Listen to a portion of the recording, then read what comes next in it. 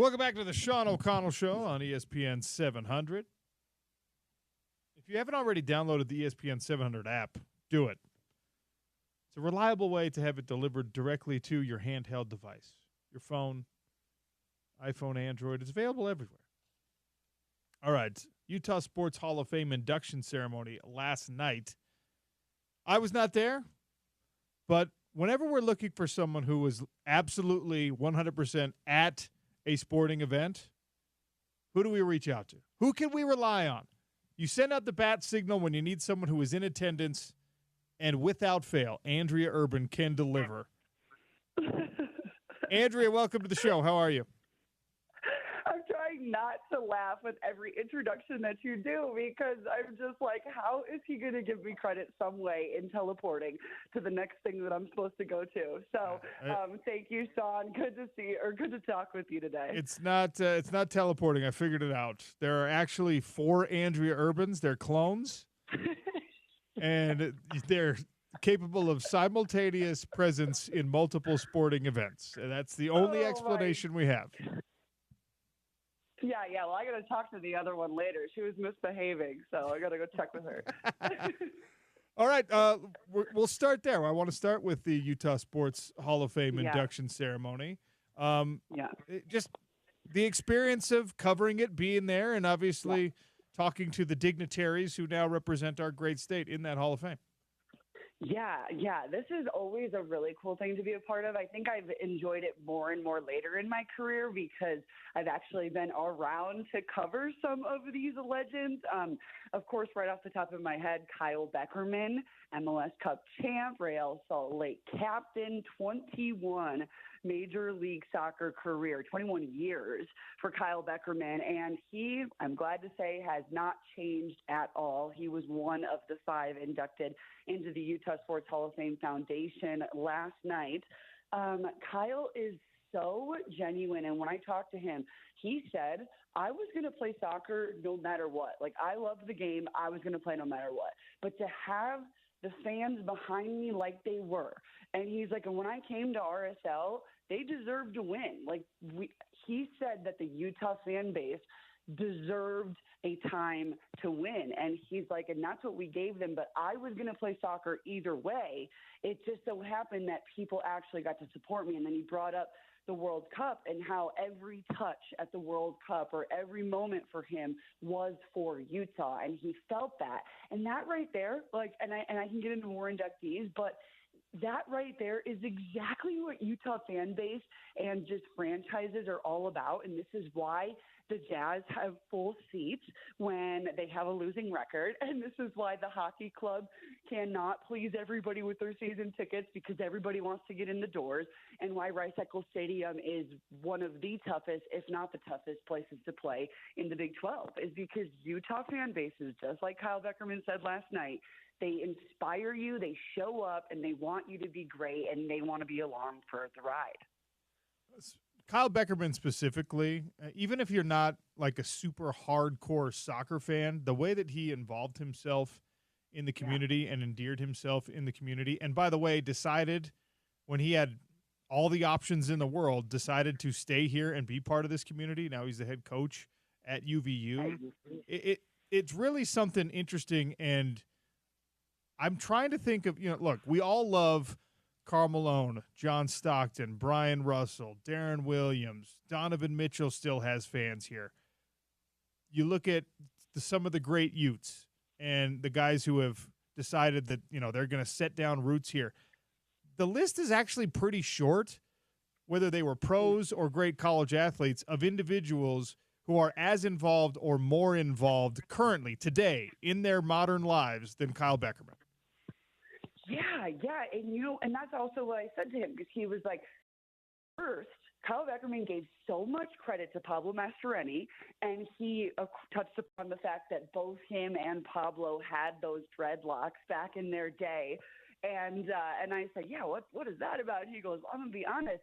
He said, seeing Pablo Mastroeni go to the World Cup as a semi-local, went from Colorado to Real Salt Lake and led the way with the team that was once a rival.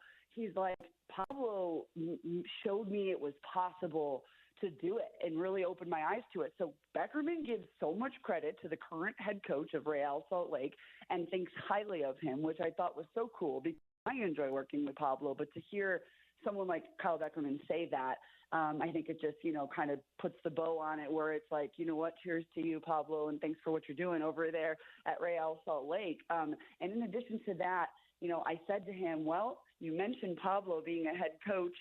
You're a head coach too. What's it like being a Wolverine? And he's like, I'm just trying to grow the game and bring up athletes who have that same passion and drive on and off the field. And that's, like you just said, one of those guys who makes that mark off the field. Now I'll mention a couple other, inductees here, but Rod Tueller, he was a head coach at Utah State back in the late 70s, early 80s, then also an athletic director. And then get this, before that, he also went to Logan High School, and all of his kids are Aggies. So you want to talk about bleeding what you do and what you are. That's Rod Tueller for Utah State. And it was just such an awesome moment to speak to him as well, because he is later in his life, of course, but just so with it and proud and well-spoken, and just told me, man, you're tugging on my heartstrings when you bring up Logan, because not only did I go to high school there, but I stayed and I went to Utah State, graduated, stayed, became a head coach, stayed, became an athletic director. And I just think right there, just frame that is exactly what it is to be a Utah sports fan. Yeah, and 20 years as a radio analyst on Aggie basketball as well. This guy did everything up in Logan. So you had a chance to talk with Rod Tueller and with Kyle Beckerman. Also inducted Robert Craig Poole from BYU, women's track and field coach. Kevin P. Gates, who's a philanthropist and Kearns baseball legend. And then Lindsay Anderson, the Olympian from Weber State. Did you get a chance to talk with everyone? I spoke with Lindsay, Rod, and Kyle just because we had to get the event started, and you know how those things go. Everybody needs to eat and sit down, and your speeches better be short and all the things. But I got to talk to Lindsay as well, and we talked about how she ran in the first ever steeplechase event in the Beijing 2008 Olympics. And we did talk about just like the pollution in Beijing and how they were warned about that. But it still was such an amazing, opportunity for her to run in Beijing and represent her country. But she said it all started in Ogden. It all started at Weber State. And that's just what's so cool is, you don't have to go to the University of Utah to have a successful athletic career, because each school in its own right has its moment, has its time, and has its geniuses really leading the way in teaching the youth or, these college athletes how to be great. And she just, I have it word for word. She's like, Ogden and Weber State is where I found myself and became the person and who I am. And that's why I moved my whole entire family back to Utah. So Utah sucks to win, but I'll say in the best way. Andrea Urban, my guest here on the Sean O'Connell Show, talking about the Utah Sports Hall of Fame induction ceremony last night. I want to shift gears. By the way, if you're not already following Andrea Urban on Twitter, you're actually missing a lot, not just on events like this. But I have to give you more credit, Andrea, because at the Utah game, we all saw end of the second quarter, Cam Rising goes out, Cam Rising's hand, the whole situation, everyone holding their breath, everyone worried, everyone waiting for a report that we know is not going to come unless it's an absolute disaster. And so we're all in this kind of like, I don't know, this Goldilocks zone of terror, and only Andrea Urban does this. Catches the moment on the sideline where someone from the Muss goes, Cam Rising, who's now in street clothes. Cam, give us a thumbs up if you're good. Whose camera caught it when Cam Rising gives the thumbs up because he's good? Whose camera? It's not my camera. It's not Porter Larson who's up there grinding doing his thing. Andrea or one of her clones is everywhere, and you got that moment. That is as much of an injury update as we have on Cam Rising, Andrea, and you're the one who captured it. Yeah, man. I trust me when I tell you that I hit record the second that the fan said that. something in my body. I was on the sideline. I was getting video, and I try to get isolation shots of Kyle or whoever, just because you never know when you want to do a feature story on someone. And, hey, do we have a shot of, the kicker or whatever? And so I'm on the sideline, and something told me, you haven't gotten a shot of Cam since he's been back. The clock's running down. They're going to win the game. Maybe you can kind of push it and get over there and get a shot of Cam. And that's essentially what I did. I rode the coattails of Fox Sports National. They were going over there to get a shot of Kyle and the head coach of Baylor shaking hands. And so they're scooting in, and I'm scooting in, and I'm like, okay, I can't see Cam's face, but it's him. He's right here. His fingers are taped. The two middle fingers are taped together, ring and middle. And I was like, this is a good shot. This shows something. And I am having this conversation with myself in my head, and I hit record. And when I tell you within a second of me hitting record, that's why in the video I'm kind of still zooming out if you watch the video on my Twitter. It's because I just hit record and I was trying to get my focus and zoom it out and frame him up. And in that moment is when the fan goes, Cam, give us a thumbs up if you're good. And Cam, he knows what he's doing. And whether I was recording or not, Cam knows that there is a student section of thousands and thousands of fans who are paying attention to this moment.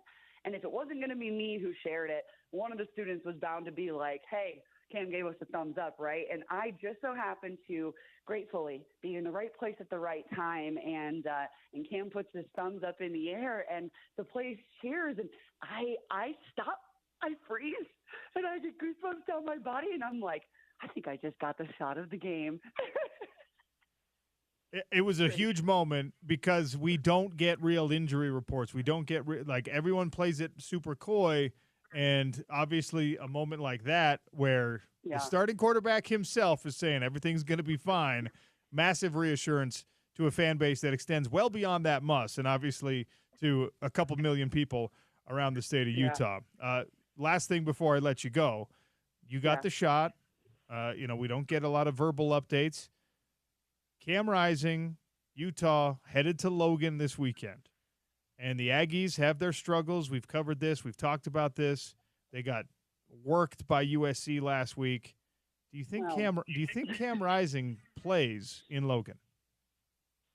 First, I do want to say I love Bryson Barnes as a human being. I know that he's, taking over secondary for another school, but I just am so proud of that kid for constantly stepping up when they need him to. So I'm excited to see Bryson Barnes on the field. Cam Rising, I think that and I'm not the coach, but I think that we leave Cam Rising out. We let him get to 100. We let Isaac Wilson get some live, valuable reps because he can lead the Utes to a game. And just like Kyle Whittingham said, to a game win, just like Kyle Whittingham said at the end of the Baylor game, the world cannot stop spinning when Cam Rising leaves the game. And I think an opponent like Utah State can be a time where Isaac Wilson gets those live reps as a freshman QB. And we've seen it. The drop-off from Cam Rising to Isaac Wilson is dramatic, but it seems like the drop-off of Cam Rising's exit in any form is dramatic because I've never seen one guy completely change the vibe, the energy, the confidence of a team. And that is Cam Rising. Now, okay, we're going to go to Logan. We're going to play a Mountain West school. Hey, Isaac, get those reps. Hey, Cam, get ready for conference when we need you most. And plus, it doesn't give away if he's good or if he's not good. Yes, I caught the thumbs up, but maybe there still is, Cam's not a doctor. Maybe the trainers are yelling at him going, hey, man, you need to rest more. Why are you doing that? So I say let Isaac play, let Cam rest, and let's see a Bryson Barnes versus Isaac Wilson showdown. That's the final word from Andrea Urban. I think that's as good as we're going to get on a real decision. Andrea, as always, thanks for your time and your hard work bringing us all this great stuff. Thank you.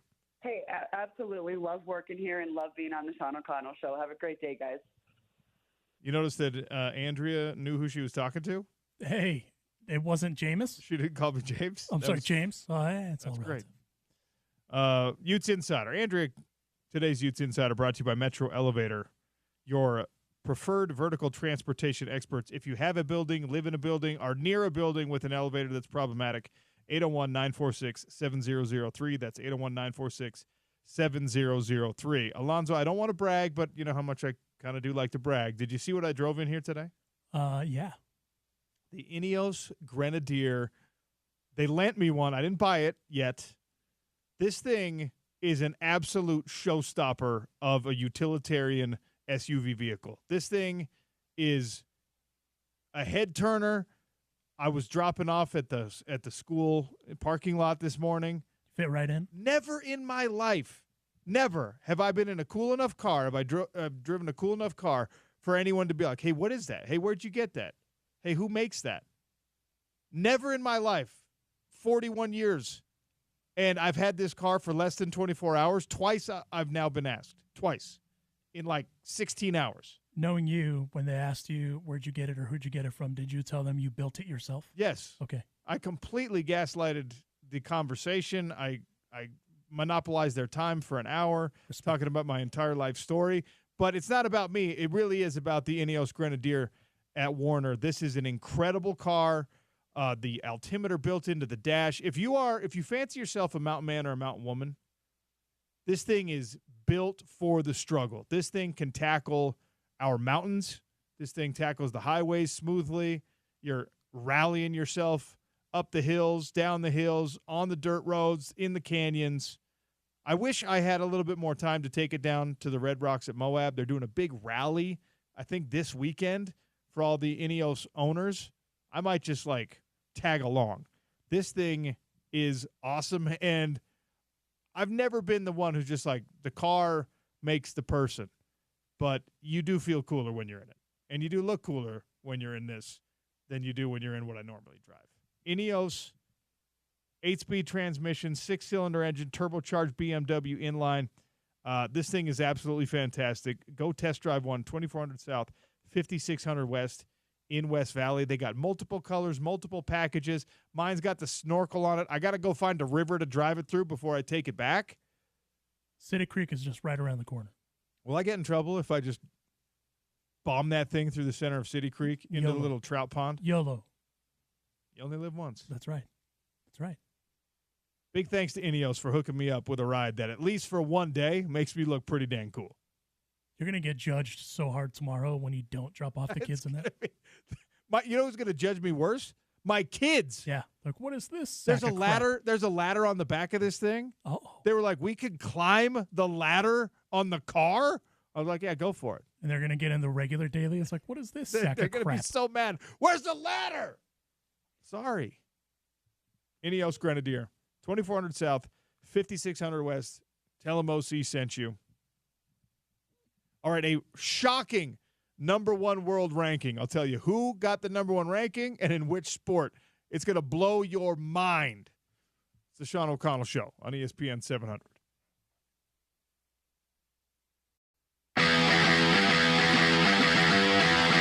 Jordan Noyes kicks it off. It's a high end-over-end kick. Backpedaling and taking it. K.D. Nixon 2 yards deep into the end zone. Nixon trying to get to the outside. Breaks a tackle, and then he's tripped up at about the 17.5-yard line. University of Utah covering that well, and it was Hayden Fury, the backup linebacker, that made the tackle. So USC will begin things with about an 83-yard field in front of them. And Scott, the guy we'll keep an eye on tonight, wears number 15. His name is Drake London, and he's the best wide receiver in the Pac-12, maybe the best wide receiver in college football.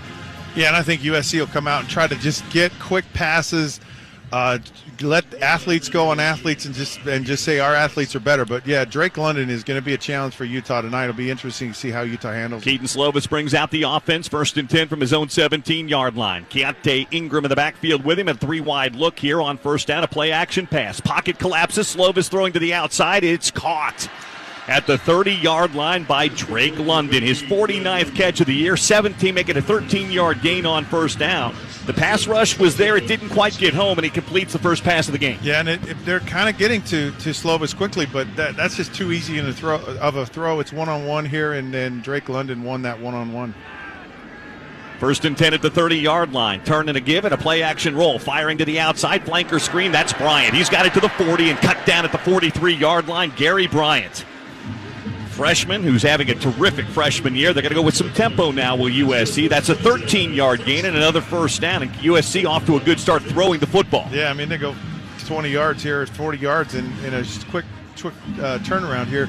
But those bubble screens, that's what was a problem for Utah last year in Salt Lake City, and they didn't handle it well on this first play. Trips to the left-hand side, a tight end and a tailback of the ball game. Utah with a 4-man down front, 5 now at the line of scrimmage for Utah. Slovis operates out of the shotgun. Keaton Slovis brings Drake London to the inside in the left slot.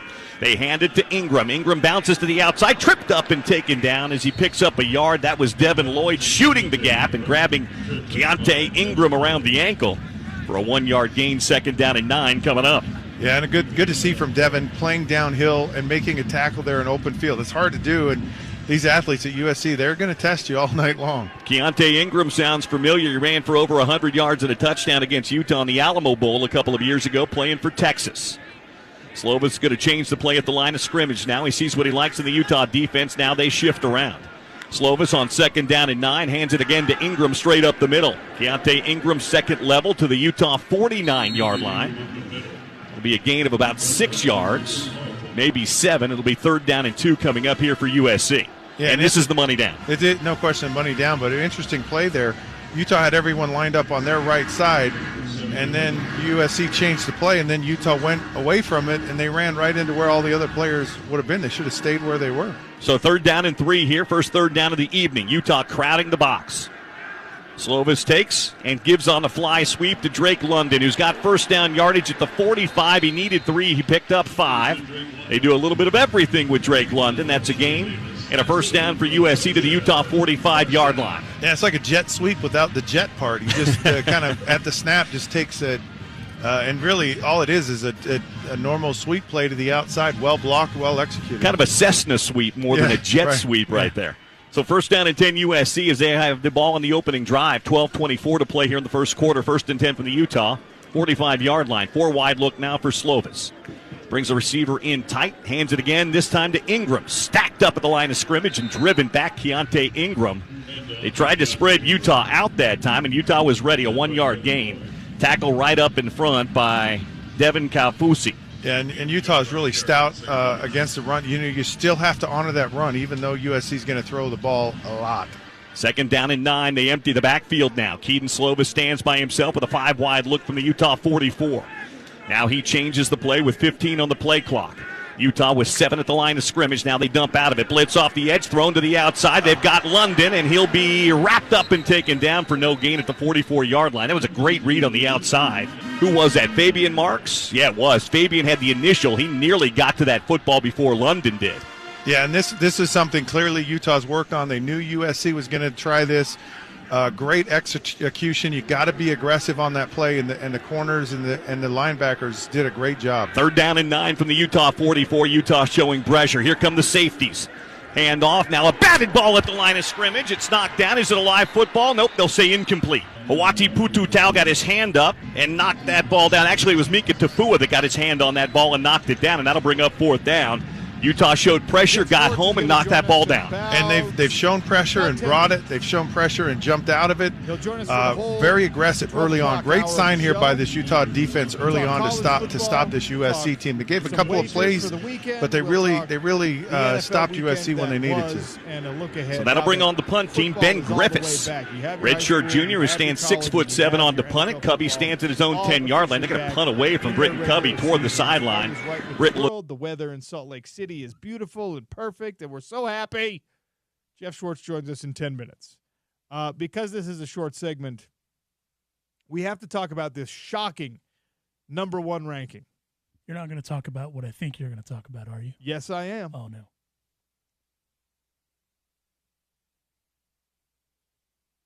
The world number 1 ranked break dancer.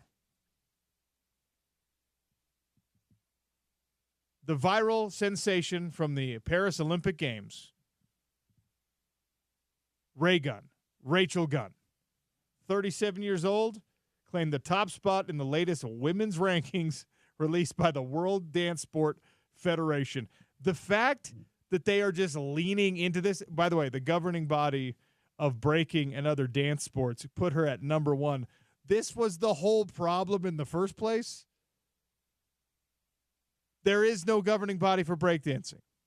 So this ballroom dancing thing took over and allowed people like Ray Gunn to kind of like infiltrate the breakdance community and sent her to the Olympics and created this conversation and created the moment and created, by the way, a cosplay opportunity for thousands and thousands of people at Comic-Con and other places. Did you see this? I did. I actually did. That's why I'm laughing hysterically. It was like it's going to be the most popular adult Halloween costume this year is going to be Ray Gunn. I mean, I did debate dressing up like her and carrying around a piece of cardboard. But after today, are we being punked? Like, are we? Yes. This is the World Dance Sport Federation just leaning all the way in and just be like, oh, you know what? You're going to talk about us forever, mates. And they just don't want to leave the news cycle. At all. At all. Stop the count. The number one breakdancer in the world on the women's side, Rachel Garden. I'd like to have just 5 minutes with these people in a room. Just 5 minutes. No, this is actually so genius. No, it is. They're trolling the at Sean O'Connell's levels. Because guess what? If they had given you the number one ranking, if they had given the number one ranking to any other human being, right? No one would talk about it. B-girl special sauce. B-girl kangaroo shoes. B-girl whatever. B-girl slippery noodle. Whatever the other cool nicknames are in women's breakdancing, if they had given the number one ranking to anyone else, nobody pays attention. Not even people in breakdancing are paying attention. Correct. Because breakdancers, like the real breakdancing community, is just like, we don't care about rankings, and we certainly don't care about World Dance Sport Federation rankings because that is a ballroom dancing organization. But what they have done is they have inserted themselves yet again, whatever we are, 8 weeks after the Olympics are over, into my consciousness. And they've kept Ray Gunn in the news cycle. This is genius. No, it's great. I mean, clearly they're not subscribing to your logic of the news cycle because we're 8 weeks removed. And they're like, nah, we're going to bring it up again. They gave the number one women's world ranking to someone who in their Olympic performance scored 0 points. Yes. They're like credibility, schmedibility. We don't care. Just talk about us. Those are just numbers. Never has an organization on the planet more fully embraced the idea that there's no such thing as bad publicity. This is the same thing as like the Football Writers Association of America naming me the number one football coach in the United States. Ever. They just put out a list of the all-time greats, and it's Nick Saban number 2, Sean O'Connell number 1. It just makes no sense. At all. Someone who has scored 0 points in that particular job, that's me. Dude, this is the coolest, funniest, weirdest thing that I never, ever, ever imagined we would be talking about the Olympics so far after the fact, but this World Dance Sport Federation has forced it upon me, and I'm proud of them for doing so. The only thing I was going to look forward to talking Olympics with you is when Michael Phelps didn't show up on game day with all of his Olympic medals, but this absolutely, we're being punked, and I don't know, where's Ashton Kutcher? I'm waiting for him to just come out and just yell punked. You're getting punked. Do you think that Michael Phelps can even physically wear all of his gold medals at one time? Absolutely. He's a swimmer. He's got a neck that can probably bench press the both of us. He's got 23 gold medals, 28 of them total. He just has to show up with 3, and it's already just, these old things. The ultimate flex. Yeah. And you know what's funny about that? Michael Phelps, he's not ranked by any swimming federation as number 1 right now. At all. At all. And yet here we are talking about Ray Gunn. Ray Gunn! Get her on the show, please. I'll see what I can do. I actually, when I sent you that article, I started looking around. I'm like, there has to be a handler of some kind that we can, because clearly we can't reach out to this unserious governing association. There's no way. It is currently 4 a.m. in Australia. I think when I looked at it, it was about like 1 a.m. So we need to get, let's see, we could do it at We could do it in the 1 o'clock hour, make it a 5 a.m. call. She'd wake up to do the Sean O'Connell show, don't you think? Yeah, I mean, when you're ranked above Nick Saban, how can you say no? We'd be like, hey, we've had other Olympians on the show. We have. That's not a lie. We've actually had Olympic medalists on the show. Yeah. That got scores in their Olympic games. Ray Gunn, I'm so proud of you. And I'm so proud of the World Dance Sport Federation for just throwing caution to the wind and being like, we don't care if people think we're serious. We don't care. We don't want them to think we're serious. All logic went out the window. All right, Jeff Schwartz is going to join us at the start of hour number 2. I want to remind all of you about our friends at Farmer and Chemist. Farmer and Chemist hooked up Alonzo with the gummies, with the CBD pain relief. This is a wonderful store that has pharmacist-directed CBD products. You're not walking into a gas station and grabbing something that just because it has CBD on it. This is a store that is directed, run, owned by pharmacists. We're giving away gift cards at the end of my show. Farmer and Chemist is down there in Midvale, historic Midvale, right on Main Street. Beautiful store with that old school apothecary aesthetic. You're going to pick up your gift card after you win it. You're going to head down there. You're going to tell them, I want your problem solved, which is it's like an icy hot, but like a CBD icy hot. And it's a good icy hot. I like it, and it smells great. I think the one I have is lavender and chamomile, is how you say it, I think. Which just smells way better than the icy hot concoction. It does. Jeff Dunn, our friend from Farmer and Chemist, who's been the one really kind of educating us on all things CBD, CBN, all the cannabinoid system. Jeff, welcome to the show. How are you? I'm doing well. How are you guys? Are we underserving the problem solved product by comparing it to icy hot? I feel like we made a mistake there. Well, we actually have some products that have like menthol and capsaicin things in it that we have roll-ons, but the salve itself, we probably are underselling it, to be honest with you. It actually the salve is amazing. It has a little jar has like 2,000 milligrams of cannabinoids in it, so it is very potent, and it goes a long way, and it's an amazing product. If you have the sore muscles, that's where you use something like Problem Solved. If you're having trouble sleeping, maybe you got the restless leg syndrome, you have a solution for that as well. That's a great point. So, the key is finding the right product for what you use it for. So if you have, issues with sleep and anxiety, or even like systemic pain, you probably don't want to bathe yourself in a salve, right? So, there's different things that you can use, and, that's where tinctures and gummies come into play. But for, knees and backs and tennis elbow and those kind of things, the salve is amazing.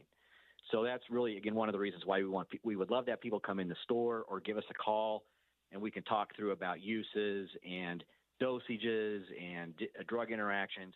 Very safe products, very low side effects, but they do have drug interactions. And so these are reasons why it's really important to talk to somebody and talk to a pharmacist that knows about the different formulations and the different combinations.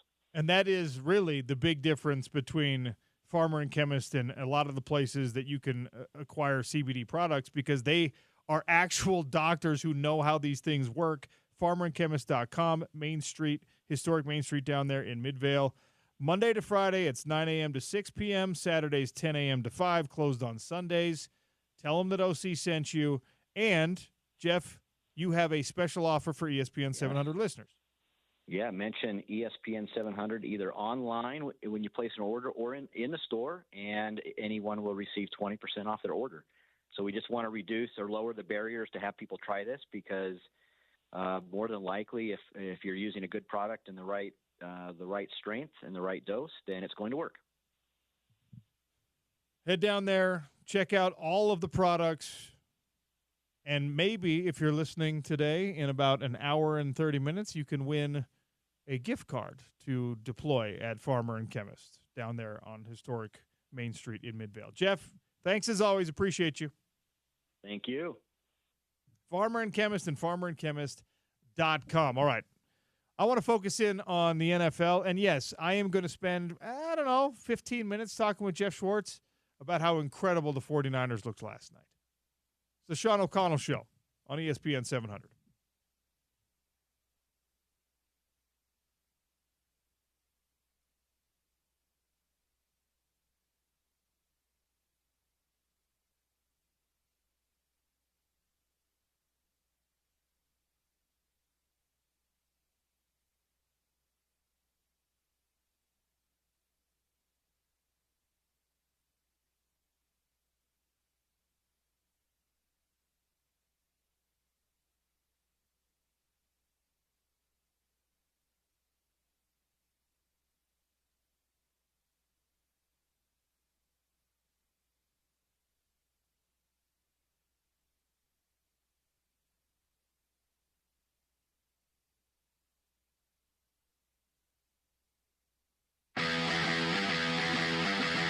Two tight end look.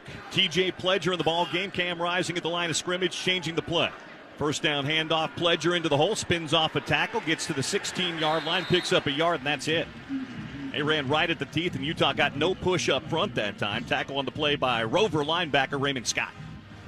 Yeah, this is just a straight-ahead zone read here. The tight end pulls and tries to seal that backside, just gets there a little late and kind of gets the play blown up. But, this Utah team's got to come off the ball here. 4 wide look on 2nd down and 9 from their own 16. USC with 4 at the line of scrimmage, 7 in the box. Play action, flanker screen thrown out into the flat to Britton Covey. He's got it at the 20 and spun down. That's Brant Keithy, actually, who came up with that grab. We're a distance away from the field. The 8s and the 0s get mixed up. Keithy picks up about 4 on the play. 3rd down and 5 coming up. Seeing a better job of 2nd down. Utah's shown so much run on 2nd down. And this is a high percentage play. It's almost like a running play still. And now they're in a manageable 3rd down. 4 wide look on 3rd down and 5 from the Utah 20. They bring Keithy into the left slot. Cam backpedals, looks, fires outside, caught, complete to the outside, but taken down after a 1-yard gain. Mekhi Bernard out of the backfield. USC strung that out, used that athleticism and their speed to get there, and Utah's going to have to punt on a 3-and-out.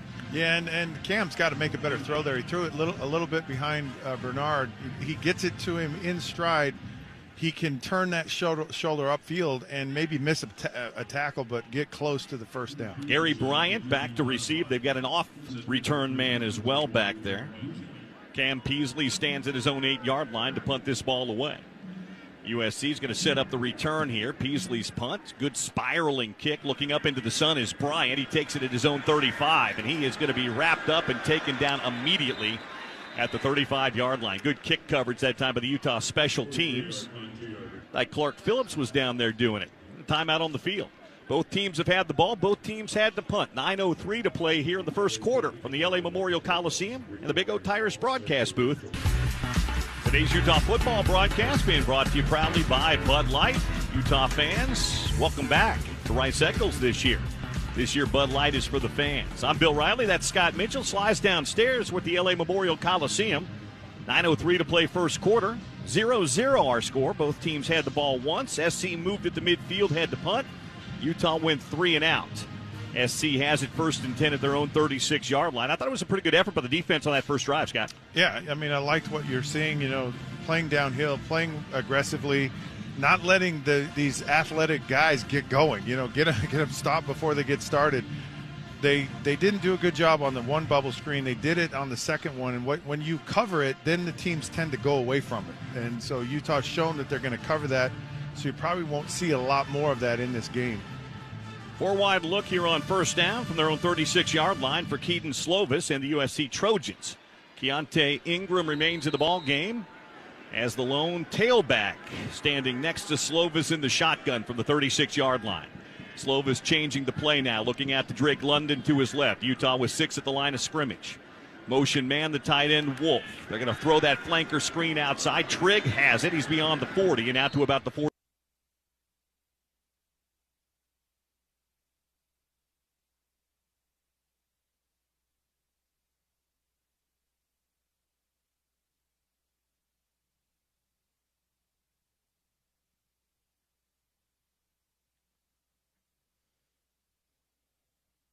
Welcome back to the Sean O'Connell Show. Welcome in, my good friend NFL and betting and college football insider Jeff Schwartz. He really just knows everything about football. Longtime offensive lineman in the National Football League, former Oregon Duck, and we'll get to that. We're not going to let him off the hook. He's got to talk Ducks at some point. Jeff, welcome to the show. How are you, buddy? How's life? No complaints, man. It's beautiful here in Salt Lake City. I'm driving around a fancy car for one day because one of our partners here on the Sean O'Connell Show gave me a loaner, and I feel pretty cool. I'm glad you feel cool because it is a great time of the season, buddy. NFL's week 1. We're in week 3 college football. I've consumed so much football in the last couple of weeks. I am thrilled. Yes, it's a wonderful time of year to be just a lazy consumer of football, and that's what I did last night, man. I was just sitting on the couch. I had pretending that I was planning the show for today, even though Alonzo did all the work to make that happen. And, sounds familiar. Yes. And I watched the San Francisco 49ers dominate the New York Football Jets. I want to start there. Without Christian McCaffrey, the San Francisco 49ers did not really lose much of a step. I would have liked to see more of those drives finish in touchdowns instead of a bunch of field goals. But did you see anything from the Niners last night that made you think they're not ready to run at a Super Bowl again? No, I mean, they look incredible, right? I mean, look, I think there's a lot of time we worry about them without McCaffrey, right? Over the years, we've seen when he's not in the lineup that the offense is not quite the same. That wasn't the case last night, right? I mean, it took a couple drives to get going, but once Mason got downhill, man, like that was fantastic. And I think we saw too that finally some of the fruits of the labor of drafting offensive linemen paid off because Pooney, who was the fourth round guard, was it fourth round guard, second round guard, third round guard, whoever they drafted, where they drafted the kid from Kansas looked really good, Sean. I think you have to feel pretty good about, sort of where the team is at now after the first game. They looked really, really good. And defensively, look, I know there was some rust with the Jets, certainly. They didn't look like I think we thought they would be, but dude, the defense did a great job too. The Niners played a really good quality game. It was great to see. Look, Brock Purdy is now next in line for the big extension that Dak got his deal done. He was 19-29, 231 yards. He did miss some throws. Like, I know he's a good player, but how do I stop myself from watching Brock Purdy through the lens of we're going to pay this guy $62 million a year? We're going to pay this guy $61 million a year? Because, I mean, that's what it's coming. I know, but Sean, all you've done with him is win games and play in the NFC championships. Like, you might not think that he is as elite as other quarterbacks making the same amount of money. But imagine like being a Cowboys fan right now. They just paid Dak Prescott $60 million a year for no playoff success. Yeah. You're going to pay Brock Purdy, and you're going to presumably have a lot of playoff success heading into giving him that contract and close to Super Bowls or have won Super Bowls. I don't think you're going to win this year. I think the Chiefs win again, but you're going to be in the NFC Championship game most likely again. So you're paying a quarterback that at least has gotten you closer to winning a championship than Tua, Dak Prescott, Trevor Lawrence, Joe Burrow got paid. He's made a Super Bowl before. So I think if you look at it through that lens, you feel pretty good about paying Brock Purdy, even if we agree he's just not as physically talented as some of his other counterparts. Did we learn anything about Aaron Rodgers in that game? We learned that coming back from an injury at 40 years old is very hard to do, which I think we already knew, but no one wanted to admit. We actually saw this weekend, I think, Sean, a lot of quarterbacks that are coming off injury not look quite as good, right? Obviously, Cousins could barely move in the pocket. Rodgers was that way as well. Like I think that's a big part of, these guys didn't play in the preseason, as we know, and now they just are thrown into a game having not played in months of actual NFL action. It looked sluggish. It looked like there was a lot of miscommunication with him as wide receivers. There was miscommunication on where to put the ball at times, and so I think that they'll work it out over the next couple of weeks. They play much, I think it's a bunch of like Titans and Patriots. They don't play any good teams. I think they're going to be fine eventually, but I think we just saw some sluggishness from an offense that didn't play together in the preseason, had a quarterback that hadn't played in a year. Monday Night Football was fantastic. San Francisco 49ers look like they haven't lost a step. Victorious over the Jets. I wanted to talk Sunday Night Football with you as well. We were treated to an excellent game in the opening weekend. Goes all the way into overtime, and the Detroit Lions victorious 26-20 over the Rams. It's the way that they got it done in overtime, Jeff, that I wanted to talk about with you, because to see Dan Campbell and company just say, you know what, we're just going to run the ball down your throat, and we're not going to leave this to a field goal contest. We're not going to play conservatively and play this like back and forth game and hope that we win the battle of attrition. We are just going to smash you all the way down the field. And they scored the touchdown. They get out of there in overtime. And I know that you loved it as a former offensive lineman.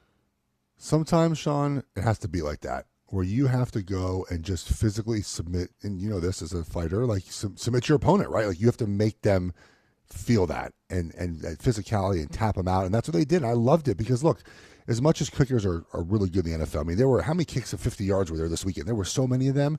In the end, though, like sometimes you just you want to run it in, right? You want to make that statement for your team. So I thought the Lions did a great job there.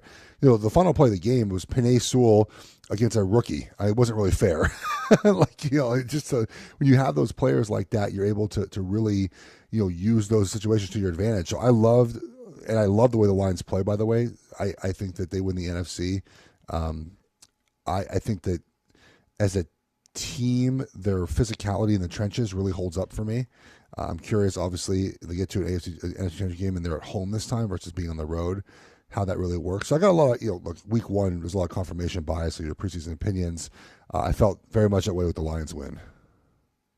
On the opposite side, and with some local interest attached to it, Puka Nacua exits this game, and now he's going to be out. He's on IR. How big of a loss for the Rams is that? It's huge. He's out. Their left guard is going to be out as well. Look, man, the injury bug, it really hurts, you know. I mean, you prepare for it with the depth you have, but there's no Puka Nacua roster replacement, right? Sean, there's no one on the roster that you're like, oh, that guy fits in. Now, Cooper Kupp being healthy, which he was not last year, is certainly helpful, and that will make possibly a loss of Puka Nacua feel a little bit better on the roster. But you don't replace guys like that. There's no easy replacement. So I would imagine that the Rams offense, especially their offensive line, is a little bit of concern moving forward with all the injuries they have and the play they have, that losing a player like Puka doesn't make you any better offensively. And I would be concerned. I like the Rams this year. I thought they were going to be a playoff team, but I'm a little bit less on the playoff train for them after what we saw with their loss and some of the injury issues they have right now. I'm putting off the Thursday night conversation. We'll get to the Chiefs, but I'm sick of the Chiefs, and I don't want to talk about them yet. Of the Sunday games, who else impressed you the most? Cowboys. Cowboys look great. You know, it's funny, Sean, their offensive stats are not great. If you look at really, you know, Dak Prescott and the running attack, it was okay. But I thought it was just a really sort of efficient game plan. I thought they used their weapons well, and defensively they did a great job. And part of that's just Deshaun Watson is just not very good anymore, right? I mean, he's just a shell of himself. I was fairly impressed with that. I thought that the Buccaneers had a really good game with Baker Mayfield. Now they're playing a Commanders team that is starting a rookie quarterback, and rookie quarterbacks, as we know, tend to struggle early in the season. But they look complete, man. They had a really good game. Mike Evans played well. Baker Mayfield played well. Defense did a good job. So there was a lot to like early in the season with some of these sort of division leaders and teams we thought were going to be good this season. The Bears won 24-17 over the Titans. Caleb Williams, 14 of 29, 93 yards. They didn't do a lot offensively. He didn't do a lot either. He did rush the ball 5 times for 15 yards as well. Look, he's a rookie quarterback, but he's the number 1 overall pick, and he's a guy who came in with a lot of fanfare and hype. Is that a good enough week 1 performance? No. But they scored with a block punt, and they scored that horrific interception. I had the Titans, Sean, the Titans plus 3.5. They were up 17-0 and didn't cover. That is called a bad beat. That's a bad beat. And they lost on that, you know, that Will Levis, whatever that interception was he threw. Oh, that was bad. No, look, Sean, I think that we have to be honest about rookie quarterbacks. And we certainly saw this come to fruition with all these guys this weekend. It is hard to get used to the speed of the game when you get to the regular season and you haven't done it before. And that's what I think a lot of this was, man. Just young quarterback.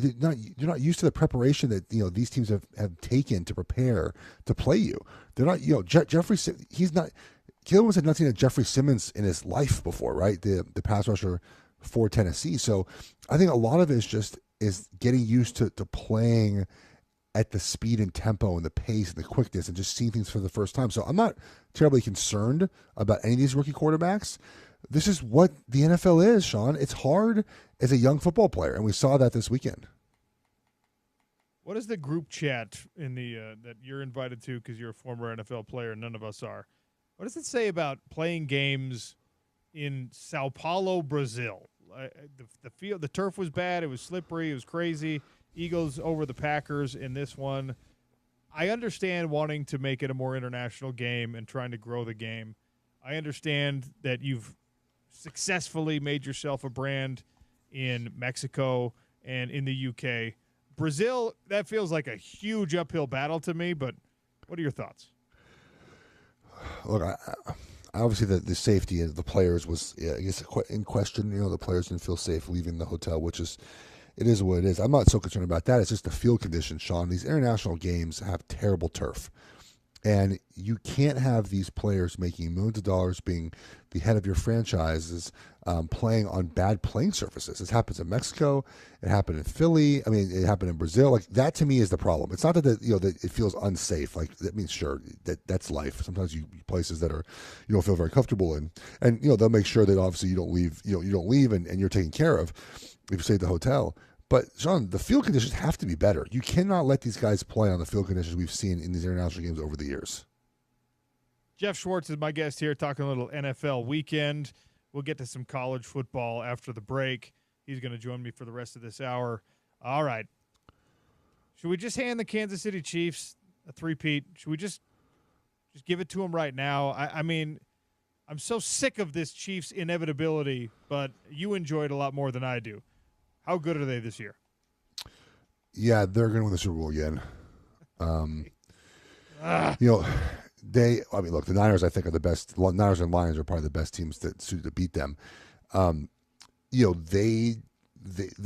can see, and we'll talk about Oregon in a little bit, and this will apply to Oregon a little bit. The confidence that you see on the field when players feel like they know they're good, right? And last year, I'm not saying the Chiefs weren't as confident, but you could tell that, that they knew that, Patrick at least knew that, like, the wide receivers weren't as good as he needed. And they had to be very specific with how they threw the ball. They had to be very calculated with the offense they ran. And every throw they made as season went on had to have a very specific purpose because you know if it was going to be dropped or not. I saw an offense, to me, in game one that sort of felt free of that burden, where they know that they have a lot of options on their offense. They know that that they are very good, and Hollywood Brown didn't even play, and that to me looked like a supremely confident team, Sean, and a confident offense, and that's what got me most excited as a Chiefs fan. Is like they just look like they know they're good now, and they don't even have the full complement of their players right now, and that would worry me if I was the rest of the NFL.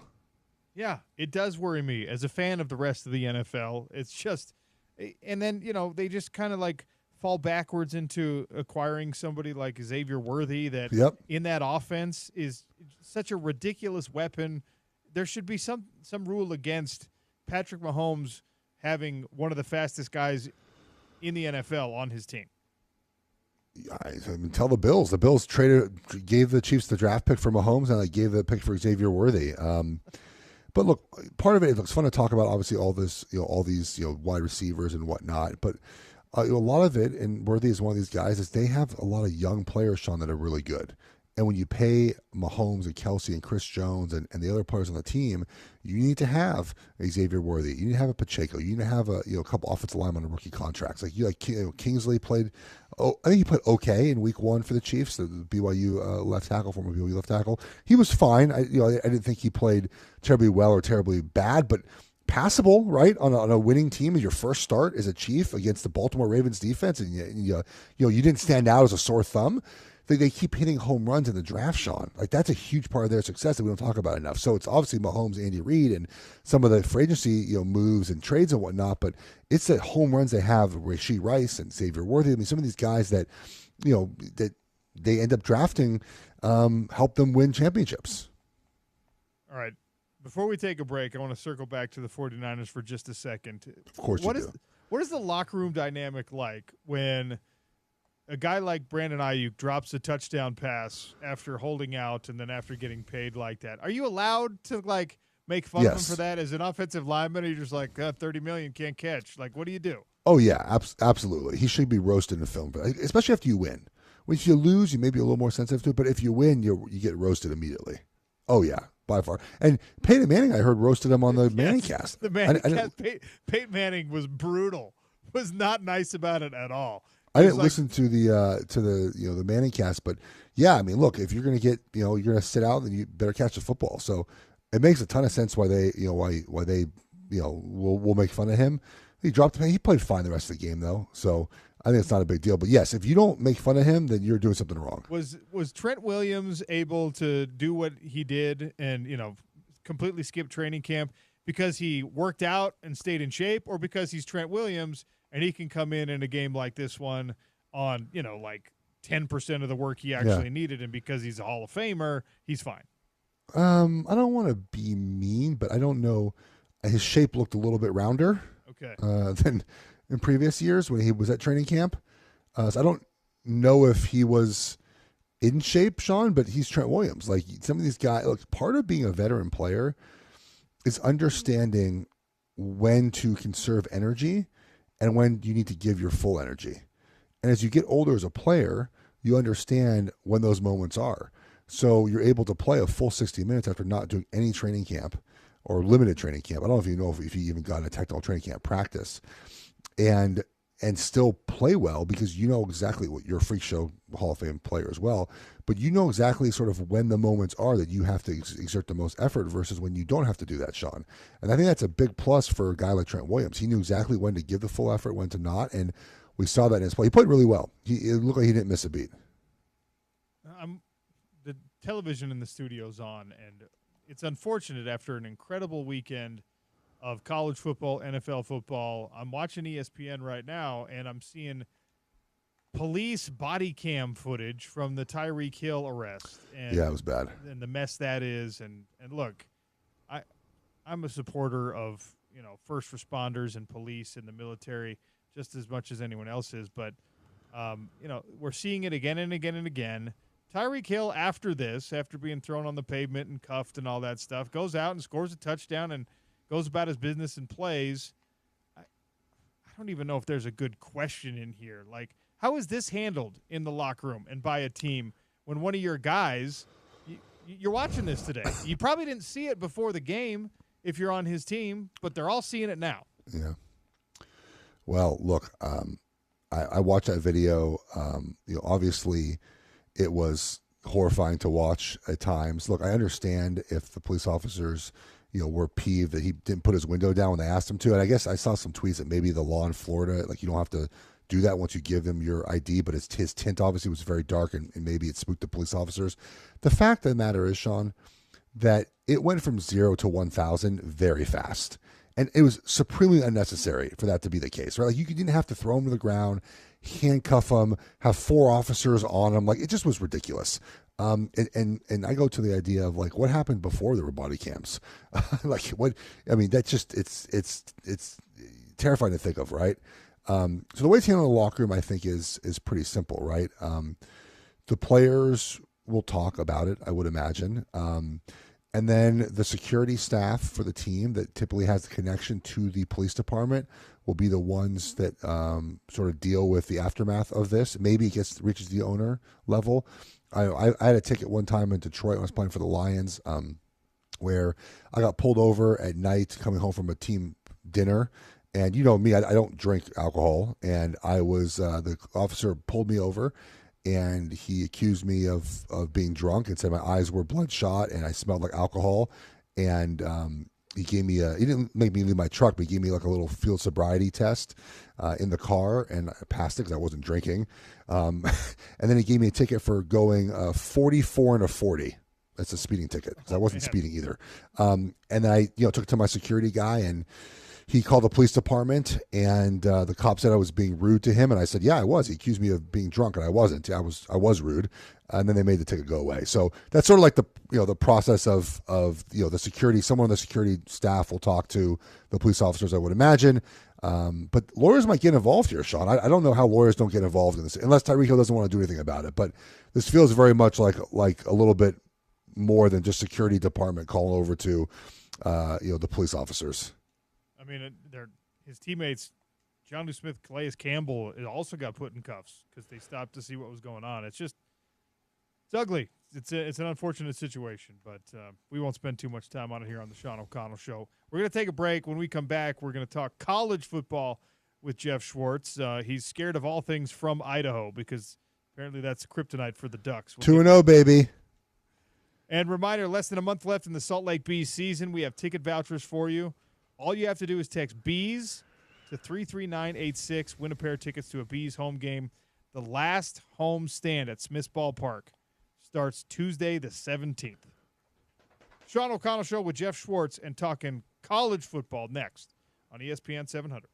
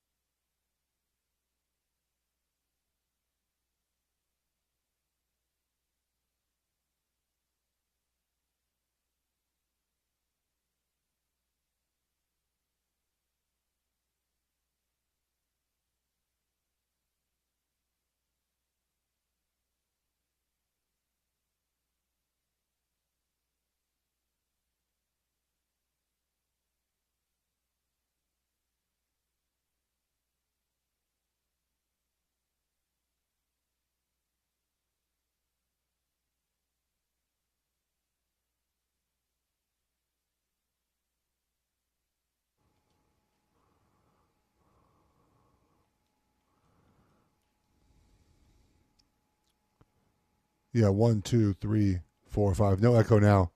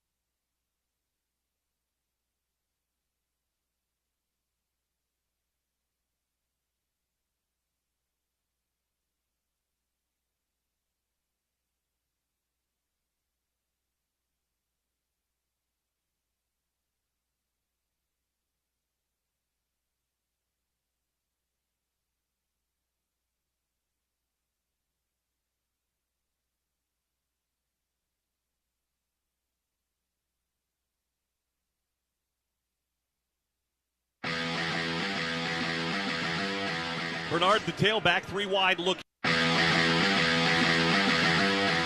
And Nephi Sewell out with the ankle injury. Corretti Reed in for him. That last run by Keontae Ingram went for 28 yards. He's out of the game. Darwin Barlow in here. 1st and 10 from the Utah 47. 4 wide look here for SC and Slovis. He'll pass. Pressure coming off the edge. He tries to dump it off to Barlow, and it's deflected. Devin Lloyd got a piece of it. He was blitzing off that edge and got a piece of that ball before it could get to Barlow. Incomplete. Yeah, and these are the plays you got to get. You got to make Slovis uncomfortable. It's a screen here. Great job by Devin, anticipating just at the right time to knock the ball down. 2nd down and 10 from the Utah 47, just underway here. 14:56 to play in the second quarter. Utah 7, USC 3. They'll move London into the right slot. 3 receivers to the right now. Barlow stays in the ball game. Slovis stays in the shotgun. They motion Drake London to the inside. That's going to be a run every time. Barlow bounces to the outside. He breaks a tackle, dodges another, and picks up 4 yards to the Utah 43. That'll bring up 3rd down and 6. And I know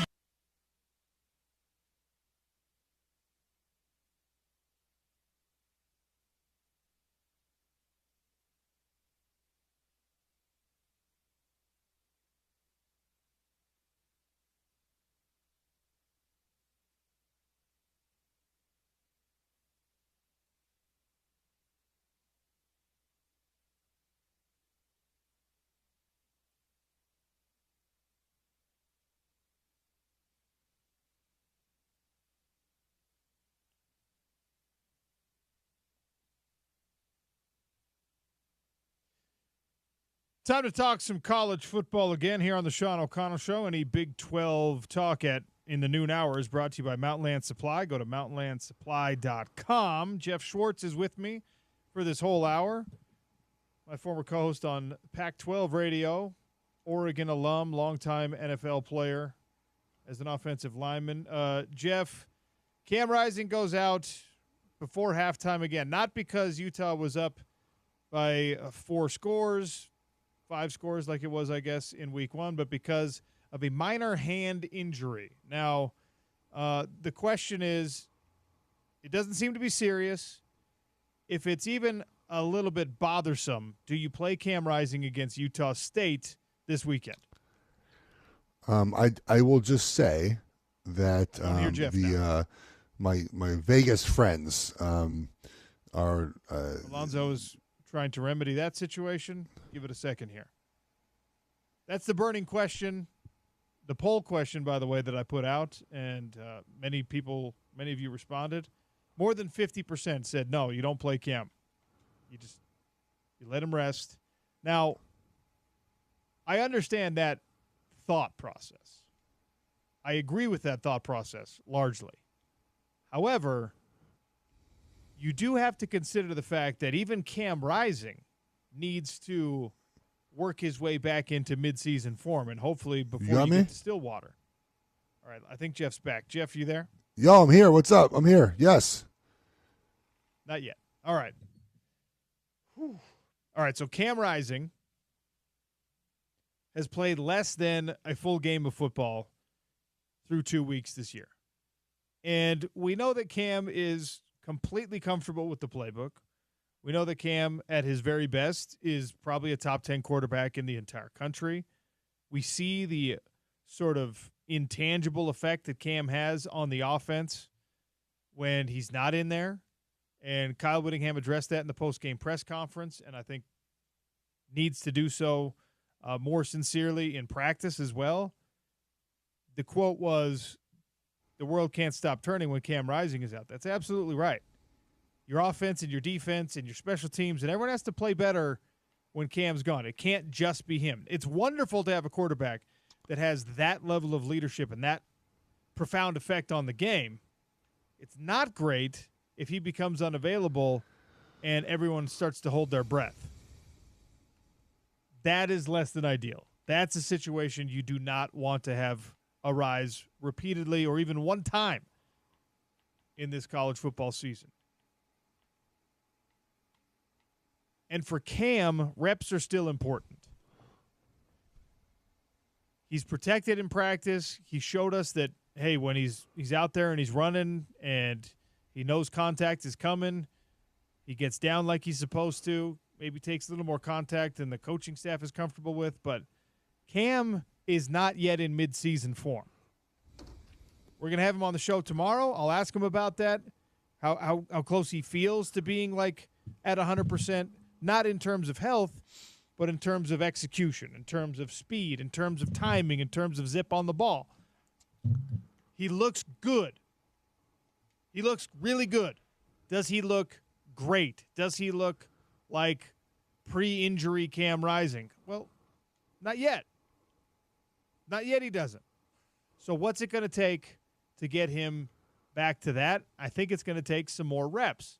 And with that in mind, do you want those kind of polished reps to be coming in the hostile environment that is T. Boone Pickens Stadium in Stillwater, Oklahoma, against a top 15 Oklahoma State team?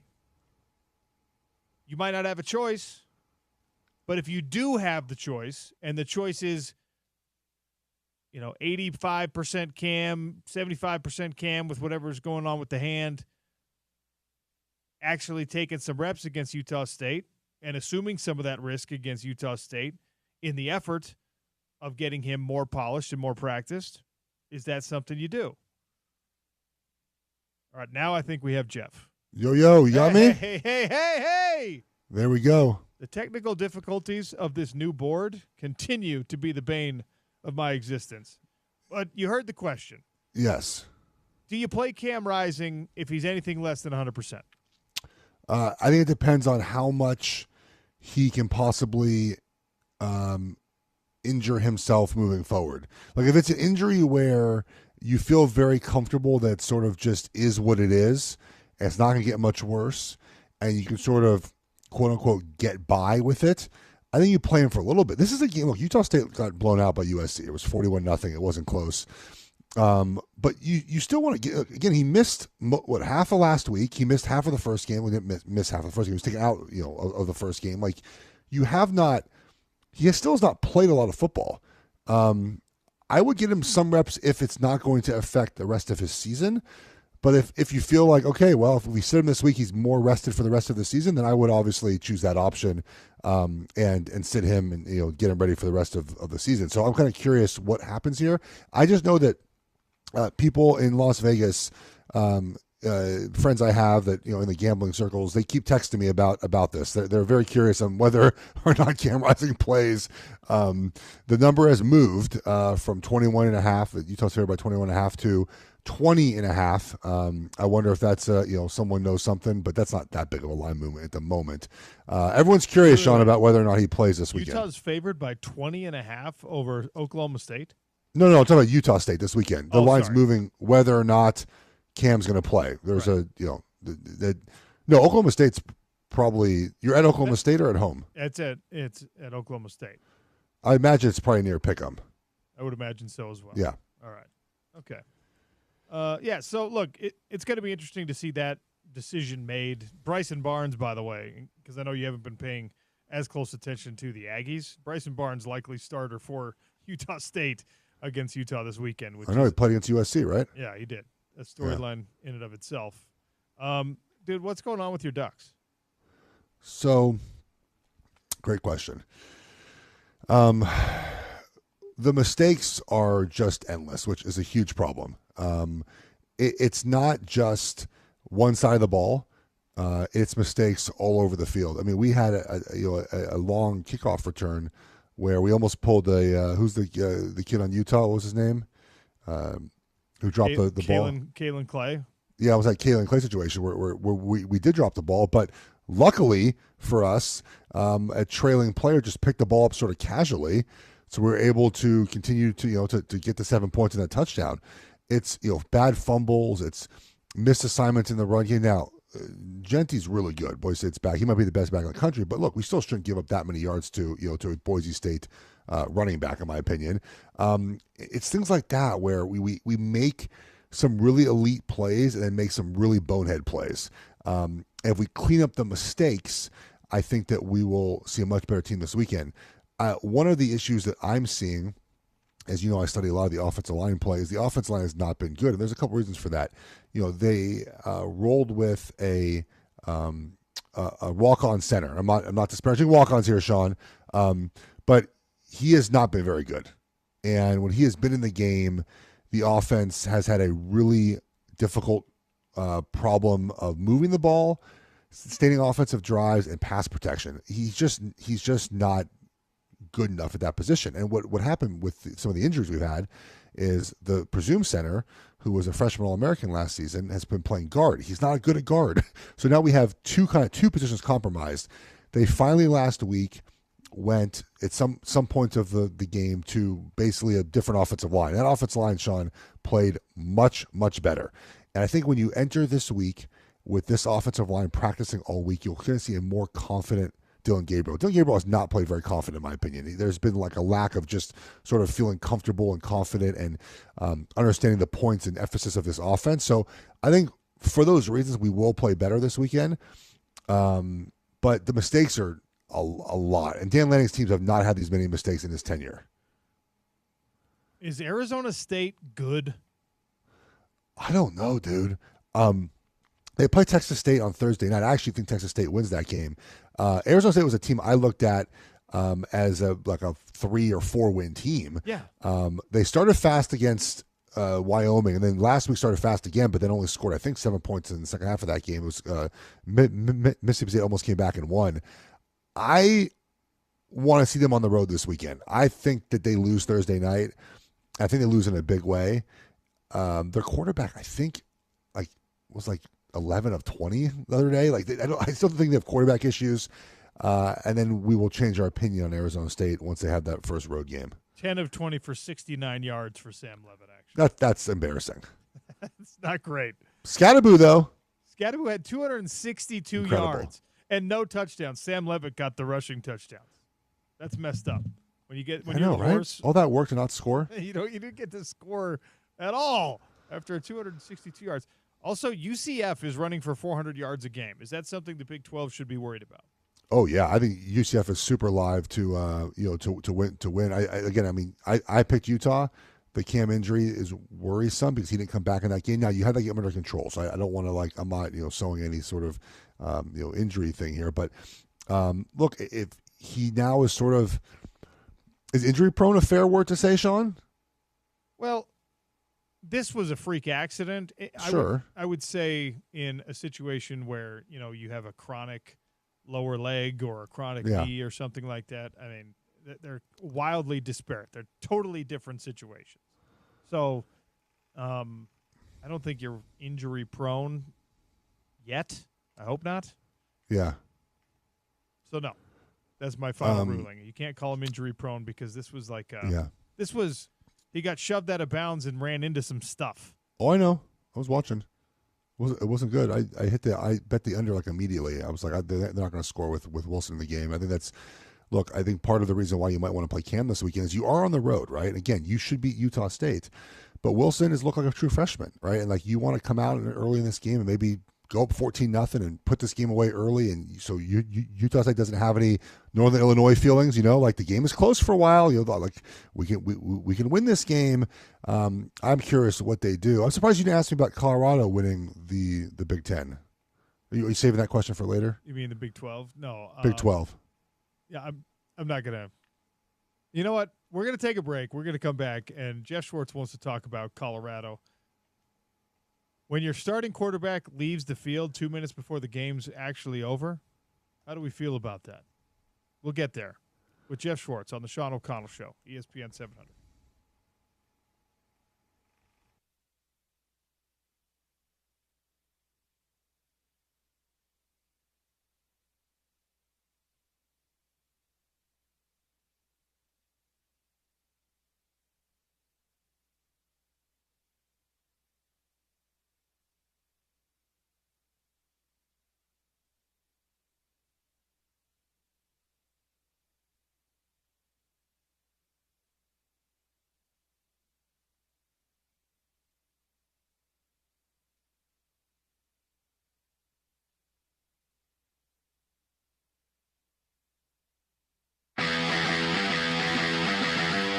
Freshman Zamiah Vaughn matched up on Drake London right now. Let's see if they go his way.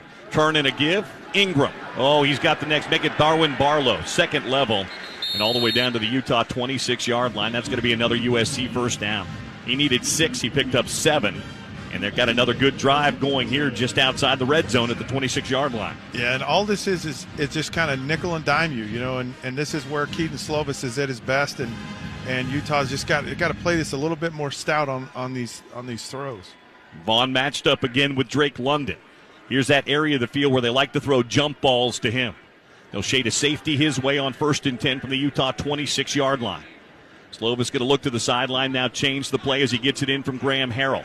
Barlow moves to his right-hand side. Utah showing pressure, and here they come. Handoff Barlow into the hole, jump cut, just past the 25 and down to about the 22. They're pushing the pile. It's still going inside the 20 and all the way down to the 18-yard line. He was stopped at the 23, and they pushed him forward for 5 more yards. And that's going to be 2nd down and short now for USC. They'll go with tempo now.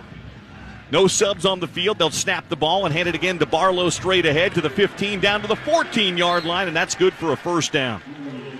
And they're in the red zone now and in business as USC, and they're not subbing here. They're going with tempo.